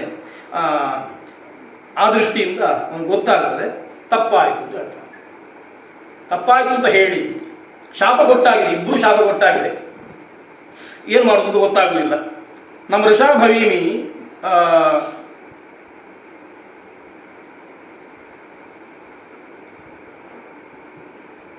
ತ್ವಂ ಅಂಧಃ ನಚಿರ ಅನಂಧಃ ಭವಿಷ್ಯಸಿ ಮಮಾಪಿ ಶಾಪಃ ಭವತಾ ದತ್ತೋ ನ ಭವೇತ್ ಅಂತ. ನಾನು ನಿಮಗೆ ಶಾಪ ಕೊಟ್ಟಿದ್ದೇನೆ, ಆ ಶಾಪ ಆಗದೇ ಇರಲಿ, ಆದರೆ ನಾನು ಅಂಧ ಆಗುತ್ತೇನೆ ಅಂತ ಹೇಳಿದ್ದೀಯಲ್ವ, ಆ ಶಾಪವನ್ನು ಪರಿಹಾರ ಆಗಲಿ ಅಂತ ಕೇಳಿದಕ್ಕೆ ಪೌಷ್ಯ ಹೇಳ್ತಾನೆ, ತಮ್ಮ ಪೌಷ್ಯ ಪ್ರತ್ಯುವಾಚ ನಚಾಹಂ ಶಕ್ತಃ ಶಾಪಂ ಪ್ರತ್ಯಾದಾತು. ಬ್ರಾಹ್ಮಣನಿಗೆ ಶಾಪವನ್ನು ಪರಿಮಾರ್ಜನೆ ಮಾಡಲಿಕ್ಕೆ ಬರ್ತದೆ, ಕ್ಷತ್ರಿಯನಿಗೆ ಶಾಪವನ್ನು ಪರಿಮಾರ್ಜನೆ ಮಾಡಿಕೊಳ್ಳಿ ಬರುವುದಿಲ್ಲ. ಅವನು ಶಾಪ ಕೊಟ್ಟಾಗಿ ಅವನು ಹೇಳ್ತಾನೆ, ನನಗೆ ಶಾಪವನ್ನು ಹಿಂತಕೊಳ್ಳಿಕ್ಕೆ ಆಗ್ತಾ ಇಲ್ಲ. ಉತ್ತಂಕ ಗಲಾಟೆ ಮಾಡ್ತಾನೆ, ನನಗೆ ಶಾಪ ಕೊಟ್ಟಿದ್ದೆ, ಸುಮ್ಮನೆ ಶಾಪ ಕೊಟ್ಟಿದ್ದೆ, ನಿನ್ನ ಶಾಪವನ್ನು ಹಿಂತಕೊಳ್ಳಿಕ್ಕೆ ಆಗುವುದಿಲ್ಲ ಅಂತ ಹೇಳ್ತಾನೆ. ಅದು ಕೊಡುವ ಕಾರಣ ಏನು ಅಂತ ಕೇಳಿದರೆ, ನವನೀತಂ ಹೃದಯಂ ಬ್ರಾಹ್ಮಣಸ್ಯ ವಾಚಿಕ್ಷುರ ನಿಹಿತ ತೀಕ್ಷ್ಣಧಾರ ತದುಭಯಮೇತದ್ ವಿಪರೀತಂ ಕ್ಷತ್ರಿಯಸ್ಯ ವಾಗ್ನವನೀತಂ ಹೃದಯಂ ತೀಕ್ಷ್ಣಧಾರಂ. ಬ್ರಾಹ್ಮಣನ ಹೃದಯದಲ್ಲಿ ಬೆಣ್ಣೆ ಉಂಟು, ಹೃದಯ ತುಂಬ ಮೃದು, ಆದರೆ ಮಾತಿನಲ್ಲಿ ಪಾರುಷ್ಯ ಕಾಣುತ್ತದೆ. ಅದು ವಾಚಿಕ್ಷುರ ತೀಕ್ಷ್ಣಧಾರೆ, ಕತ್ತಿ ಹಾಗೆ ಇರ್ತದೆ.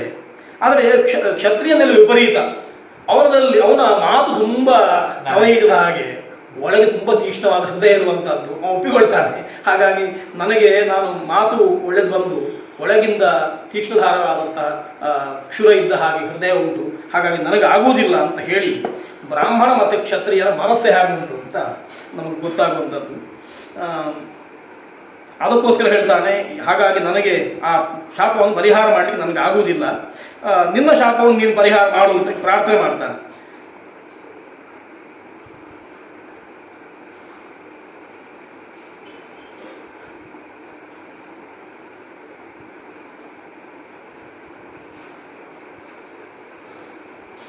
ಕೊನೆಗೆ ಅದಕ್ಕೆ ಹೇಳ್ತಾನೆ, ಒಂದು ರಾಜಿ ಮಾಡಿಕೊಡ್ತಾನೆ. ಹೃದಯಂ ಗತೆಯ ನಶಕ್ತೋಹಂ ತೀಕ್ಷ್ಣ ಹೃದಯತ್ವಾತ್ ತಂ ಶಾಪಂ ಅನ್ಯಥಾ ಕರ್ತು ಗಮ್ಯತಾಮಿತಿ. ತಮುತ್ತಂಕಃ ಪ್ರತ್ಯುವಾಚ ಭವತಾಂ ಅಹಂ ಅನ್ನಸ್ಯ ಅಶುಚಿಭಾವಂ ಆಲಕ್ಷ್ಯ ಪ್ರತ್ಯನುನೀತಃ ಪ್ರಾಚ್ಯತೆ ಅಭಿಹಿತಂ ಯಸ್ಮಾತ್ ಅದುಷ್ಟಂ ಅನ್ನಂ ದೂಷಯಸಿ ತಸ್ಮಾತ್ ಅನಪತ್ಯೋ ಭವಿಷ್ಯಸಿ ಇತಿ ದುಷ್ಟೇ ಚಾನ್ಯೇ ನೈಷ ಮಮ ಶಾಪಃ ಭವಿಷ್ಯತಿ ಅಂತ. ಅದೃಷ್ಟವಾದ ಅನ್ನೋವನ್ನು ನೀನು ದೂಷಣೆ ಮಾಡಿದ್ರಿಂದ ನಿನಗೆ ಅನಪತ್ಯತಾ ಬರಲಿ ಅಂತ ನಾನು ಹೇಳಿದ್ದು. ಹಾಗಾಗಿ ನನ್ನ ಅನ್ನ ದುಷ್ಟ ಅಂತ ನಾನು ಒಪ್ಪಿಕೊಂಡ ಮೇಲೆ ನನ್ನ ಶಾಪ ನಿನಗೆ ತಾಗುವುದೇ ಇಲ್ಲ ಅಂತ ಇವನೇ ಹೇಳಿಬಿಡ್ತಾನೆ. ಶಾಪವನ್ನು ಹಿಂತಕೊಳ್ಳಿಕ್ಕೆ ಆಗುವುದಿಲ್ಲ ಅಲ್ಲ, ಶಾಪವೇ ತಾಗುವುದಿಲ್ಲ. ಯಾಕೆ ಅಂತ ಕೇಳಿದ್ರೆ ನಾನು ನೀನು ಸತ್ಯವನ್ನೇ ಹೇಳಿದ್ವಿ, ನೀನು ಸುಳ್ಳು ಹೇಳಿದರೆ ನನ್ನ ಶಾಪ ಬರಬೇಕಾಗಿತ್ತು. ನೀನು ಸತ್ಯವನ್ನೇ ಹೇಳಿದ್ರಿಂದ ಅನ್ನ ದುಷ್ಟ ಆದ್ರಿಂದ ನಾನು ಶಾಪ ಕೊಟ್ಟದ್ದು ಹೇಗೆ ಅಂತಂದರೆ ಅದುಷ್ಟವಾದಂಥ ಅನ್ನವನ್ನು ದುಷ್ಟ ಅಂತ ಹೇಳಿದ್ರಿಂದ ನಿನಗೆ ಮಕ್ಕಳಾಗದೆ ಹೋಗಲಿ ಅಂತ. ಹಾಗಾಗಿ ನನ್ನ ಶಾಪ ತಾಗಲಿಕ್ಕೆ ಆಗುವುದಿಲ್ಲ ಅಂತ ಹೇಳಿ ಶಾಪವನ್ನು ಪರಿಹಾರ ಮಾಡಿಕೊಂಡು ಸಾಧಯಾಮ ಅಂತ ಹೇಳಿ ಹೋಗ್ತಾರೆ. ಈ ರೀತಿಯಲ್ಲಿ ಉತ್ತಂಕ ಕುಂಡಲಗಳನ್ನು ಹಿಡ್ಕೊಂಡು ಬರ್ತಾ ಇರುವಾಗ ದಾರಿಯಲ್ಲಿ ಭೂಮಿಯಲ್ಲಿ ಒಂದು ಕಡೆ ಇಡುತ್ತಾನೆ. ಅವನಿಗೆ ಸಂಧ್ಯಾವಂದನೆ ಸಮಯ ಆಗ್ತದೆ, ನೀರು ಬೇಕು ಅಂತ ಕಾಣ್ತದೆ. ಆ ಕುಂಡಲ ಇಟ್ಟು ಹೋಗುವಾಗ ಈ ಕಡೆಯಿಂದ ತಕ್ಷಕ ಬರ್ತಾನೆ. ಬರುವಾಗಲೇ ದಾರಿಯಲ್ಲಿ ವಿಚಿತ್ರ ವೇಷದಿಂದ ಕಾಣಿಸಿಕೊಳ್ತಾನೆ ತಕ್ಷಕ. ಒಂದು ಬಾರಿ ಕಾಣ್ತಾನೆ, ಒಂದು ಬಾರಿ ಅಂತರ್ಧಾನ ಮಾಡ್ತಾನೆ, ಗೊತ್ತಾಗ್ತದೆ ಅವನಿಗೆ ಯಾರೋ ಬರ್ತಾ ಇದ್ದಾರೆ ಅಂತ. ಆಮೇಲೆ ಕುಂಡಲಗಳನ್ನು ಅಪಹಾರ ಮಾಡಿಕೊಂಡು ಹೋಗ್ತಾನೆ ತಕ್ಷಕ. ಹೋದ ಕೂಡಲೇ ಇವ ಸಂಧಿಯನ್ನು ಮುಗಿಸಿ ಬರುವಾಗ ತಕ್ಷಕ ಓಡಿ ಹೋಗಿ ಆಗಿದೆ, ಗೊತ್ತಾಗ್ತದೆ ಯಾರು ಕುಂಡಲಗಳನ್ನು ಕದ್ದುಕೊಂಡು ಹೋಗಿದ್ದಾರೆ ಅಂತ. ಕೊನೆಗೆ ತಕ್ಷಕರನ್ನು ಹಿಂಬಾಲಿಸಿಕೊಂಡು ಹೋಗ್ತಾನೆ. ಹಿಂಬಾಲಿಸಿ ಹೋಗುವಾಗ ತಕ್ಷಕ ನಾಗರೂಪವನ್ನೇ ಧಾರಣೆ ಮಾಡಿ ಮನುಷ್ಯ ರೂಪವನ್ನು ಬದಲಾಯಿಸಿ ಬಿಲದೊಳಗೆ ಪ್ರವೇಶ ಮಾಡ್ತಾನೆ. ಈತನಿಗೆ ಬಿಲದೊಳಗೆ ಪ್ರವೇಶ ಮಾಡಲಿಕ್ಕೆ ಆಗುವುದಿಲ್ಲ ಉತ್ತಂಕನಿಗೆ. ಕೊನೆಗೆ ಇಂದ್ರನನ್ನು ಸ್ತೋತ್ರ ಮಾಡ್ತಾನೆ. ಆತ ಸ್ತೋತ್ರ ಮಾಡುವಂತಹ ಇಂದ್ರನ ಸ್ತುತಿಯೂ ಕೂಡ ಇಲ್ಲಿ ಬರ್ತದೆ. ಸ್ತೋತ್ರ ಮಾಡಿದ ಕೂಡಲೇ ಇಂದ್ರನಿಗೆ ಸಂತೋಷ ಆಗಿ ತನ್ನ ವಜ್ರವನ್ನು ಉತ್ತಂಕನ ದಂಡಕ್ಕೆ ಪ್ರವೇಶಿಸುವಂತೆ ಮಾಡ್ತಾನೆ. ಉತ್ತಂಕ ದಂಡದಿಂದ ಅಗೀತಾ ಇದ್ದಾನೆ, ಬಿಲವನ್ನು ಆಗ್ತಾ ಇರಲಿಲ್ಲ. ಯಾವಾಗ ಇಂದ್ರನ ಅನುಗ್ರಹ ಆಯಿತೋ ಅವನ ವಜ್ರ ಉತ್ತಂಕನ ದಂಡವನ್ನು ಪ್ರವೇಶ ಮಾಡಿ ಪುನಃ ಅದನ್ನು ಅಗಿದು ಬಿಲವನ್ನು ಅಗಿದು ನಾಗಲೋಕಕ್ಕೆ ಪ್ರವೇಶ ಮಾಡ್ತಾನೆ. ನಾಗಲೋಕಕ್ಕೆ ಪ್ರವೇಶ ಮಾಡಿ ಅಲ್ಲಿ ದೊಡ್ಡ ದೊಡ್ಡ ನಾಗರನ್ನೆಲ್ಲ ನೋಡ್ತಾನೆ. ತಕ್ಷಕನ ಒಟ್ಟಿಗಿರುವಂತಹ ಐರಾವತಾದಿ ನಾಗರನ್ನು ನೋಡ್ತಾನೆ. ಅವರನ್ನೆಲ್ಲ ನೋಡಿ ಅಲ್ಲಿ ಆದ ನಾಗಗಳನ್ನು ಕೂಡ ಸ್ತೋತ್ರ ಮಾಡ್ತಾನೆ, ಇಂದ್ರನನ್ನು ಸ್ತೋತ್ರ ಮಾಡ್ತಾನೆ. ಆ ಸ್ತೋತ್ರಗಳೆಲ್ಲವೂ ಕೂಡ ಇಲ್ಲಿ ಬರುವಂಥದ್ದು. ಆರಂಭದಲ್ಲಿ ಬರುವ ಇಂದ್ರನ ಸ್ತೋತ್ರ ವಜ್ರಸ್ಯ ಭರ್ತ, ಭುವನಸ್ಯ ಗೋಪ್ತ, ವೃತ್ರಸ್ಯ ಹಂತ, ನಮುಚೇಹ ನಿಹಂತ, ಕೃಷ್ಣೇ ವಸಾನಃ ವಸನೆ ಮಹಾತ್ಮ, ಸತ್ಯಾನೃತೆಯೋ ವಿವಿನಕ್ತಿ ಲೋಕೆ ಅಂತ ಇಂದ್ರನನ್ನು ಸ್ತೋತ್ರ ಮಾಡಿ. ಉಳಿದದೆಲ್ಲ ವಿಶೇಷಣ. ಇಂದ್ರನ ದೊಡ್ಡ ಕರ್ಮ ಯಾವುದು ಅಂತ ಕೇಳಿದ್ರೆ ಸತ್ಯಾನೃತೆ ವಿವಿನಕ್ತಿ ಅಂತ ಹೇಳುವಂಥದ್ದು. ಯಹ ವಿವಿನಕ್ತಿ ಲೋಕೆ, ಲೋಕದಲ್ಲಿ ಯಾರು ಸತ್ಯ ಮತ್ತು ಸುಳ್ಳುಗಳನ್ನು ವಿವಿನಕ್ತಿ ಪ್ರತ್ಯೇಕವಾಗಿ ನೋಡ್ತಾನೋ ಅವ ಅಂದರೆ ಧರ್ಮದ ರಕ್ಷಣೆ ಮಾಡ್ತಾನೆ ಅಂತ ಅರ್ಥ. ಸಾಮಾನ್ಯವಾಗಿ ಧರ್ಮವನ್ನು ಆಚರಿಸುವುದು ಹೇಗೆ ಅಂದರೆ ತುಂಬ ಸುಲಭ. ಯಾವುದು ಸತ್ಯ ಯಾವುದು ಸುಳ್ಳು ಅಂತ ವಿಚಾರ ಮಾಡಿ ಸತ್ಯವನ್ನು ಸತ್ಯವಾಗಿ ನೋಡುವುದು, ಸುಳ್ಳನ್ನು ಸುಳ್ಳಾಗಿ ಪರಿಗ್ರಹ ಮಾಡುವಂಥದ್ದು ಧರ್ಮ ಅಂತ. ಹಾಗಾಗಿ ಸತ್ಯಾನೃತದ ವಿವೇಕ ಎನ್ನುವಂಥದ್ದು ಧರ್ಮದ ಮೊದಲ ಬೀಜ ಅಂತ ಗೊತ್ತಾಗ್ತದೆ. ಧರ್ಮಾನುಷ್ಠಾನ ಮಾಡಬೇಕಾದ್ರೆ ಸತ್ಯ ಮತ್ತು ಸುಳ್ಳನ್ನು ಸತ್ಯವಾಗಿಯೂ ಸುಳ್ಳನ್ನು ಸುಳ್ಳಾಗಿಯೂ ತಿಳ್ಕೊಳ್ಳುವಂಥದ್ದು, ಪರಸ್ಪರ ಅವುಗಳನ್ನು ವಿವೇಚನೆ ಮಾಡಿ ನಡೆಯುವಂಥದ್ದು ಧರ್ಮದ ಮೂಲ ಧಾತು ಅಂತ. ಅದನ್ನು ಯಾರು ರಕ್ಷಣೆ ಮಾಡ್ತಾನೆ ಕೇಳಿದ್ರೆ ಇಂದ್ರ ಅಂತ. ನಾವು ಇವತ್ತಿಗೂ ಕೂಡ ಆ ಸಿದ್ಧಾಂತವನ್ನು ದೇವರನ್ನು ಸ್ತೋತ್ರ ಮಾಡುವಾಗ ಅಥವಾ ದೇವರು ಅಂತ ಹೇಳುವಾಗ ಈ ವಿಷಯವನ್ನು ಇಟ್ಟುಕೊಂಡೇ ಹೇಳುವಂಥದ್ದು. ದೇವರನ್ನು ಸತ್ಯ ಸ್ವರೂಪಿಯಾಗಿ ಪರಿಗ್ರಹ ಮಾಡ್ತೇವೆ. ಅನೃತವನ್ನು ಹೇಳುವುದು ದೇವರಿಗೆ ಮಾಡಿದ ಅಪಚಾರ ಅಂತ ಭಾವಿಸ್ತೇವೆ. ದೇವರಿಗೆ ಮಾತ್ರ ಅಲ್ಲ, ಅದು ಸಾಮಾನ್ಯ ಒಂದು ಭೂತದವರೆಗೆ, ದೈವದವರೆಗೆ ಸತ್ಯ ಮತ್ತು ಸುಳ್ಳು ಎನ್ನುವ ವಿಷಯದಲ್ಲಿ ಯಾರೂ ಕೂಡ ರಾಜಿ ಮಾಡಿಕೊಳ್ಳಿಲ್ಲ. ಸತ್ಯವನ್ನು ಸತ್ಯವಾಗಿಯೇ ಸುಳ್ಳನ್ನು ಸುಳ್ಳಾಗಿ ನೋಡುವಂಥದ್ದು. ಹೀಗೆ ಸತ್ಯಾನೃತೆ ಯಹ ವಿವಿರಕ್ತಿ ಲೋಕೆ ಅಂತ ಇದರ ಸತ್ಯಗಳು ಹೌದು ಸತ್ಯ ಅಂತ ಹೇಳುವಂಥದ್ದು. ಈ ರೀತಿಯಲ್ಲಿ ಇಂದ್ರನನ್ನು ಸ್ತೋತ್ರ ಮಾಡ್ತಾನೆ. ಅದರಿಂದ ಪ್ರೀತನಾಗಿ ಕೊನೆಗೆ ತಕ್ಷಕನ ಕಡೆಯಿಂದ ಮತ್ತೆ ಇಂದ್ರ ಕುಂಡಲಗಳನ್ನು ಕೊಡಿಸ್ತಾನೆ. ಇಮೇ ಕುಂಡಲೆ ಗೃಹಾತ್ ಭವಾನಿತಿ ಸತೆ ಪ್ರತ್ಯಗ್ರಾಹ ಉತ್ತಂಕ ಪ್ರತಿಗೃಹ್ಯ ಚ ಕುಂಡಲೆ ಅಚಿಂತಯದು ಅಂತ ಆ ಕುಂಡಲಗಳನ್ನು ಸ್ವೀಕಾರ ಮಾಡಿಕೊಳ್ತಾನೆ. ನಾನು ಬಂದು ತುಂಬ ದಿವಸ ಆಯಿತು, ನನಗೆ 4ನೇ ದಿವಸಕ್ಕೆ ಹೋಗಬೇಕಲ್ಲಿಗೆ. ಇಲ್ಲಿ ಈ ರಗಳೆ ಮಾಡಿಕೊಂಡು ಒಂದಷ್ಟು ಹೊತ್ತಾಗಿದೆ.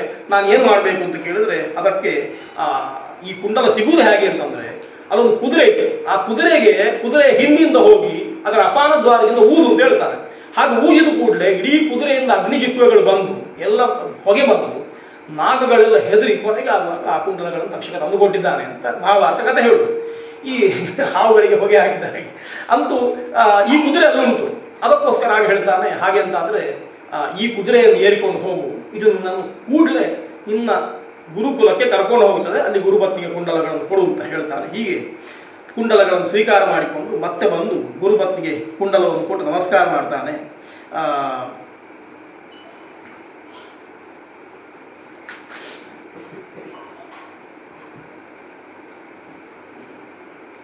ಈ ಹೊತ್ತಿಗೆ ಆತ ಕೆಲವು ಪ್ರಶ್ನೆಗಳನ್ನು ಕೇಳುವುದು ಉತ್ತಂಕ. ಇಲ್ಲಿವರೆಗೆ ಆದ ಅದು ಒಂದು ರೀತಿಯ ಪರೀಕ್ಷೆ ಗುರುಗಳು ಮಾಡಿದ್ದು. ಆತ ಆ ಪ್ರಶ್ನೆಗಳನ್ನು ಕೇಳ್ತಾನೆ. ನಾನು ಹೋಗುವಾಗ 2-3 ಸಂಗತಿಗಳು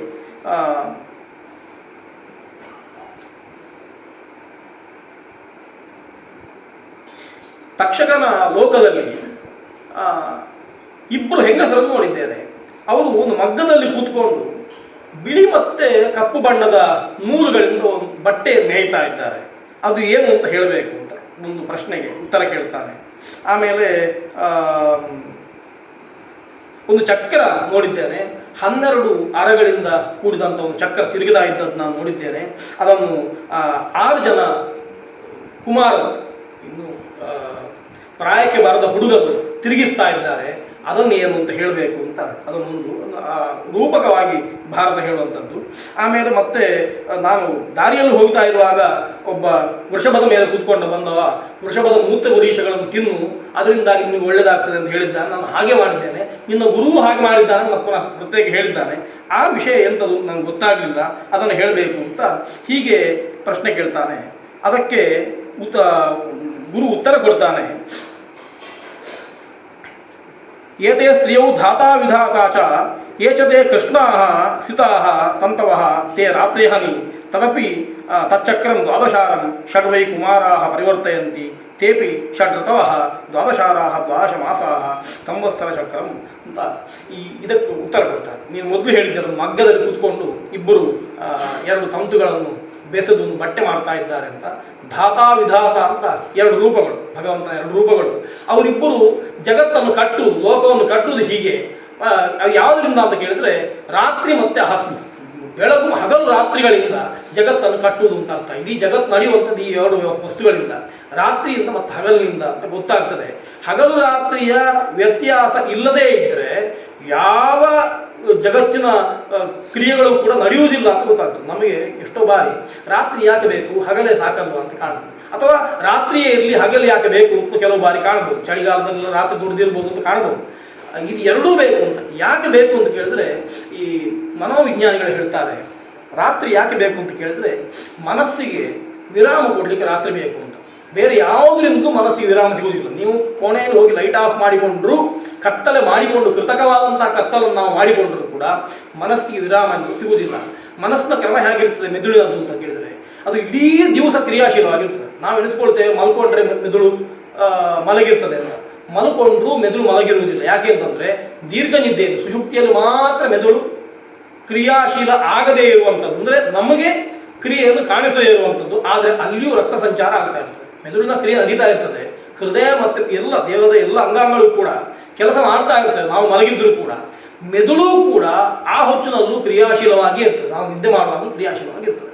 ಆದರೆ ಮೆದುಳಿನ 2 ಕ್ರಿಯೆಗಳು ಉಂಟು. ಒಂದು, ನಾವು ಯೋಚನೆ ಮಾಡ್ತಾ ಇರುವಾಗ ನಮಗೆ ಬೇಕಾದಂಥ ವಸ್ತುಗಳನ್ನೆಲ್ಲ ಎಲ್ಲ ಕಡೆಯಿಂದ ಬ್ರೌಸಿಂಗ್ ಮಾಡಿ ಮಾಡಿ ಮಾಡಿ ಮಾಡಿ ತಂದು ಕೊಡ್ತಾ ಇರುವಂಥದ್ದು ಒಂದು.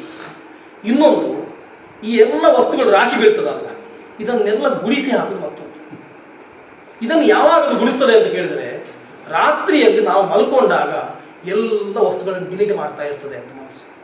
ಅದಕ್ಕೋಸ್ಕರ ಮನೋವೈದ್ಯರು ಹೇಳ್ತಾರೆ, ನೀವು ಎಷ್ಟು ಕೆಲಸ ಮಾಡ್ತೀರೋ ನಿಮ್ಮ ಮನಸ್ಸಿಗೆ ಅಷ್ಟೇ ರೆಸ್ಟನ್ನು ಕೊಡಬೇಕು. ಇಲ್ಲದಿದ್ದರೆ ಮರು ದಿವಸ ನೀವು ಹುಚ್ಚರಾಗ್ತೀರಿ ಅಂತ. ಭ್ರಾಂತಿ ಅನ್ನುವಂಥದ್ದು ಅಥವಾ ಹುಚ್ಚುತನ ಎನ್ನುವಂಥದ್ದು ಬರುವುದು ಹೇಗೆ ಅಂತ ಕೇಳಿದರೆ, ನೀವು ನಿಮ್ಮ ಮನಸ್ಸಿಗೆ ರೆಸ್ಟ್ ಕೊಡದೇ ಇದ್ದರೆ, ವಿಶ್ರಾಂತಿ ಕೊಡದೇ ಇದ್ದರೆ ಉನ್ಮಾದ ಬರ್ತದೆ.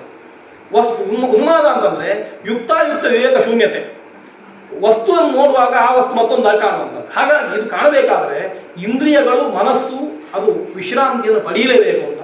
ಈ ವಿಶ್ರಾಂತಿಯನ್ನು ಪಡೆಯದೇ ಇದ್ದರೆ, ರಾತ್ರಿಯನ್ನು ನೀವು ಉಪಯೋಗ ಮಾಡಿಕೊಳ್ಳದೇ ಇದ್ದರೆ ಜಗತ್ತನ್ನು ನಡೆಸಲಿಕ್ಕೆ ಸಾಧ್ಯ ಆಗುವುದಿಲ್ಲ. ಹಾಗಾಗಿ ಹಗಲು ಮತ್ತು ರಾತ್ರಿ ಎರಡೂ ಕೂಡ ಅತ್ಯಗತ್ಯವಾದಂಥ ಅರ್ಥ. ನಮಗೆ ಅದು ಬೇಡ ಅಂತ ಕಂಡರೂ ಕೂಡ ದೇಹಕ್ಕಲ್ಲಿ ಬೇಕಾಗ್ತದೆ, ವಿಶ್ರಾಂತಿಗೆ ಬೇಕಾಗ್ತದೆ. ದೇಹದಲ್ಲಿ 2 ಪ್ರಾಣಾಗ್ನಿಹೋತ್ರ ನಾವು ಕರೀತೇವಲ್ವ, ನಮ್ಮ ಶರೀರ ವೃತ್ತಿಯನ್ನು, ನಿತ್ಯಕ್ಕೆ ನಾವು ಬದುಕುವಂಥ ಕ್ರಿಯೆಯನ್ನು, ಉಸಿರಾಟದ ಕ್ರಿಯೆಯನ್ನು ಪ್ರಾಣಾಗ್ನಿಹೋತ್ರ ಅಂತ ಕರೆಯುವಂಥದ್ದು. ಹೇಗೆ ಪ್ರಾಣಾಗ್ನಿಹೋತ್ರ ಕೇವಲ ಪ್ರಾಣ ಮಾತ್ರ ಉಚ್ಛ್ವಾಸ ನಿಶ್ವಾಸದಲ್ಲಿ ಆಗ್ತದಲ್ಲ ಅಂತ ಕೇಳಿದರೆ, ನಾವು ಚಳಿಗಾಲದಲ್ಲಿ ಇದನ್ನು ಸ್ಪಷ್ಟವಾಗಿ ಅನುಭವಿಸ್ತೇವೆ. ಆಗ ನಮ್ಗೆ ಮಾತ್ರ ನಮ್ಗೆ ಗೊತ್ತಾಗೋದು ನಮ್ಮ ದೇಹ ಹೇಗುಂಟು ಅಂತ. ನಾನು ನಿನ್ನೆ ಭಾರತ ಇವತ್ತು ಹೇಳಬೇಕು ಎನ್ನುವ ದೃಷ್ಟಿಯಿಂದ ಹೋದ್ದಲ್ಲ, ನಿನ್ನೆ ನಾನು ಇದರಲ್ಲಿದ್ದೆ, ಸುವರ್ಣಪ್ರಸ್ಥ ಸೋನಿಪತ್ನಲ್ಲಿದ್ದೆ ನಿನ್ನೆ ಈ ಹೊತ್ತಿಗೆ. ಪಾಂಡವರಿಗೆ ಒಂದು ಗ್ರಾಮವನ್ನು ಪಾಂಡವರು ಕೇಳಿದ್ದು, ಕೃಷ್ಣ ದುರ್ಯೋಧನ ಹತ್ರ ಕೊಡು ಅಂತ ಕೇಳಿದ ಒಂದು ಸುವರ್ಣಪ್ರಸ್ಥ ಅಂತ ಕರೆಯುವಂಥದ್ದು, ಸೋನಿಪತ್ ಅಂತ ಇವತ್ತು ಇರುವಂಥದ್ದು, ಹಸ್ತಿನಾವತಿಯ ಹತ್ರ ಅಥವಾ ಇಂದ್ರಪ್ರಸ್ಥದ ಹತ್ರ ಇರುವಂಥದ್ದು, ಸರಸ್ವತಿ ಹರಿಯುವ ಜಾಗ.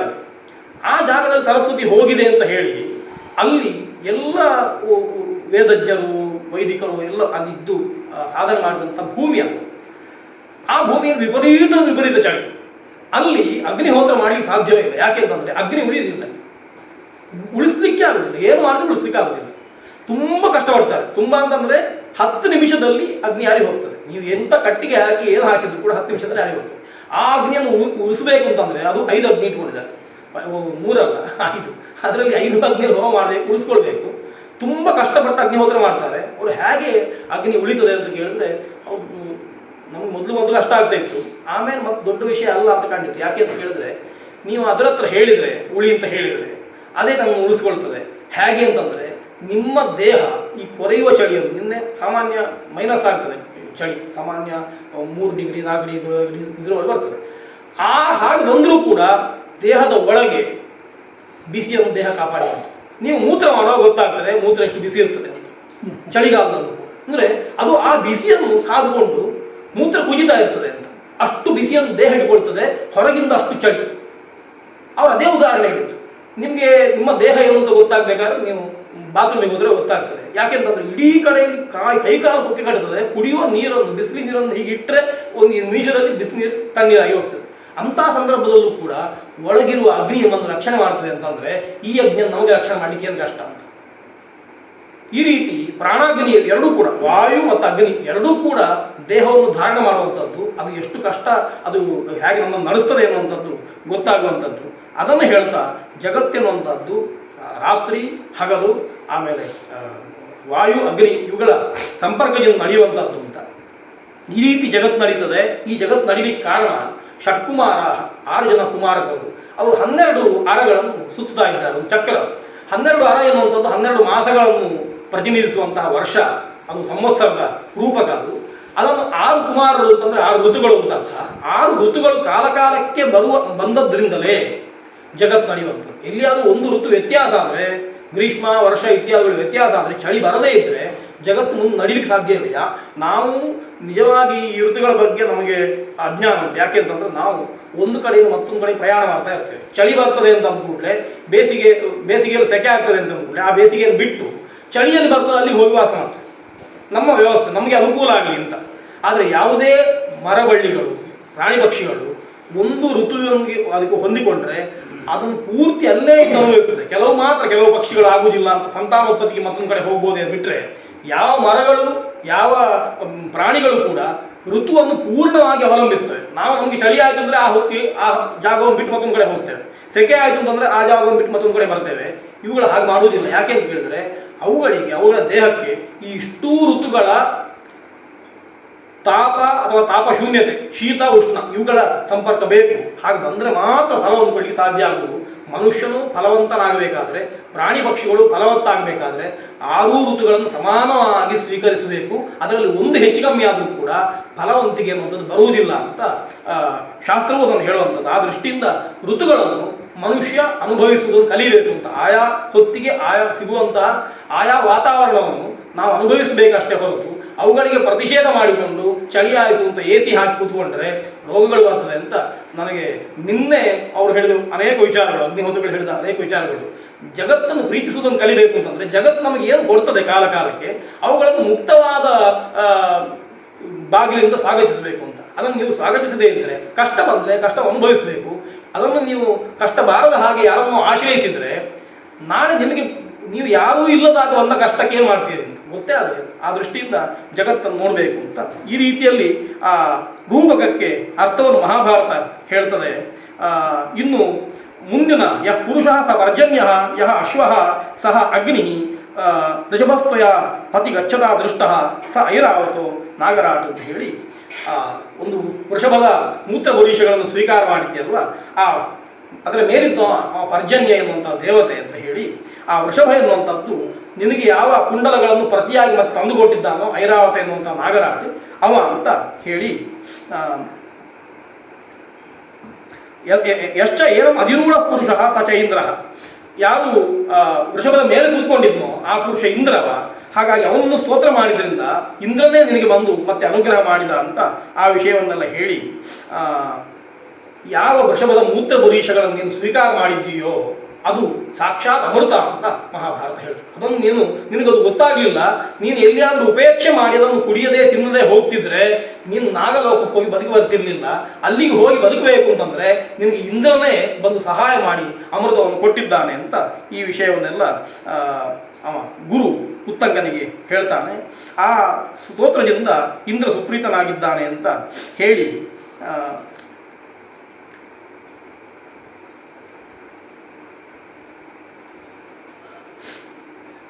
ಸಹಿ ಭಗವಾನ್ ಇಂದ್ರ ಮಮ ಸಖ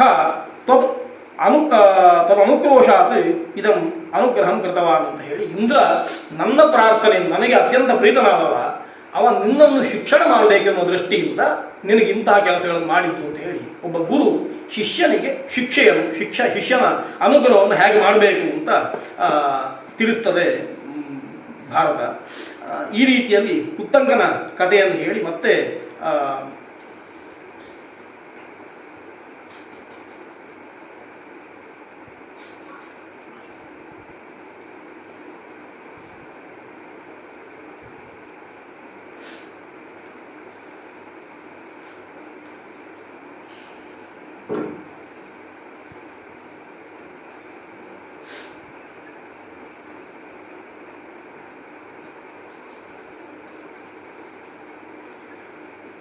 ಉತ್ತಂಕನಿಗೆ ಮತ್ತೊಂದು ಸಿಟ್ಟು, ತಕ್ಷಕ ಕುಂಡಲಗಳನ್ನು ಅಪಹಾರ ಮಾಡಿದ್ದಾನಲ್ವಾ, ಈ ಕಥೆ ಮುಗಿಯುತ್ತದೆ.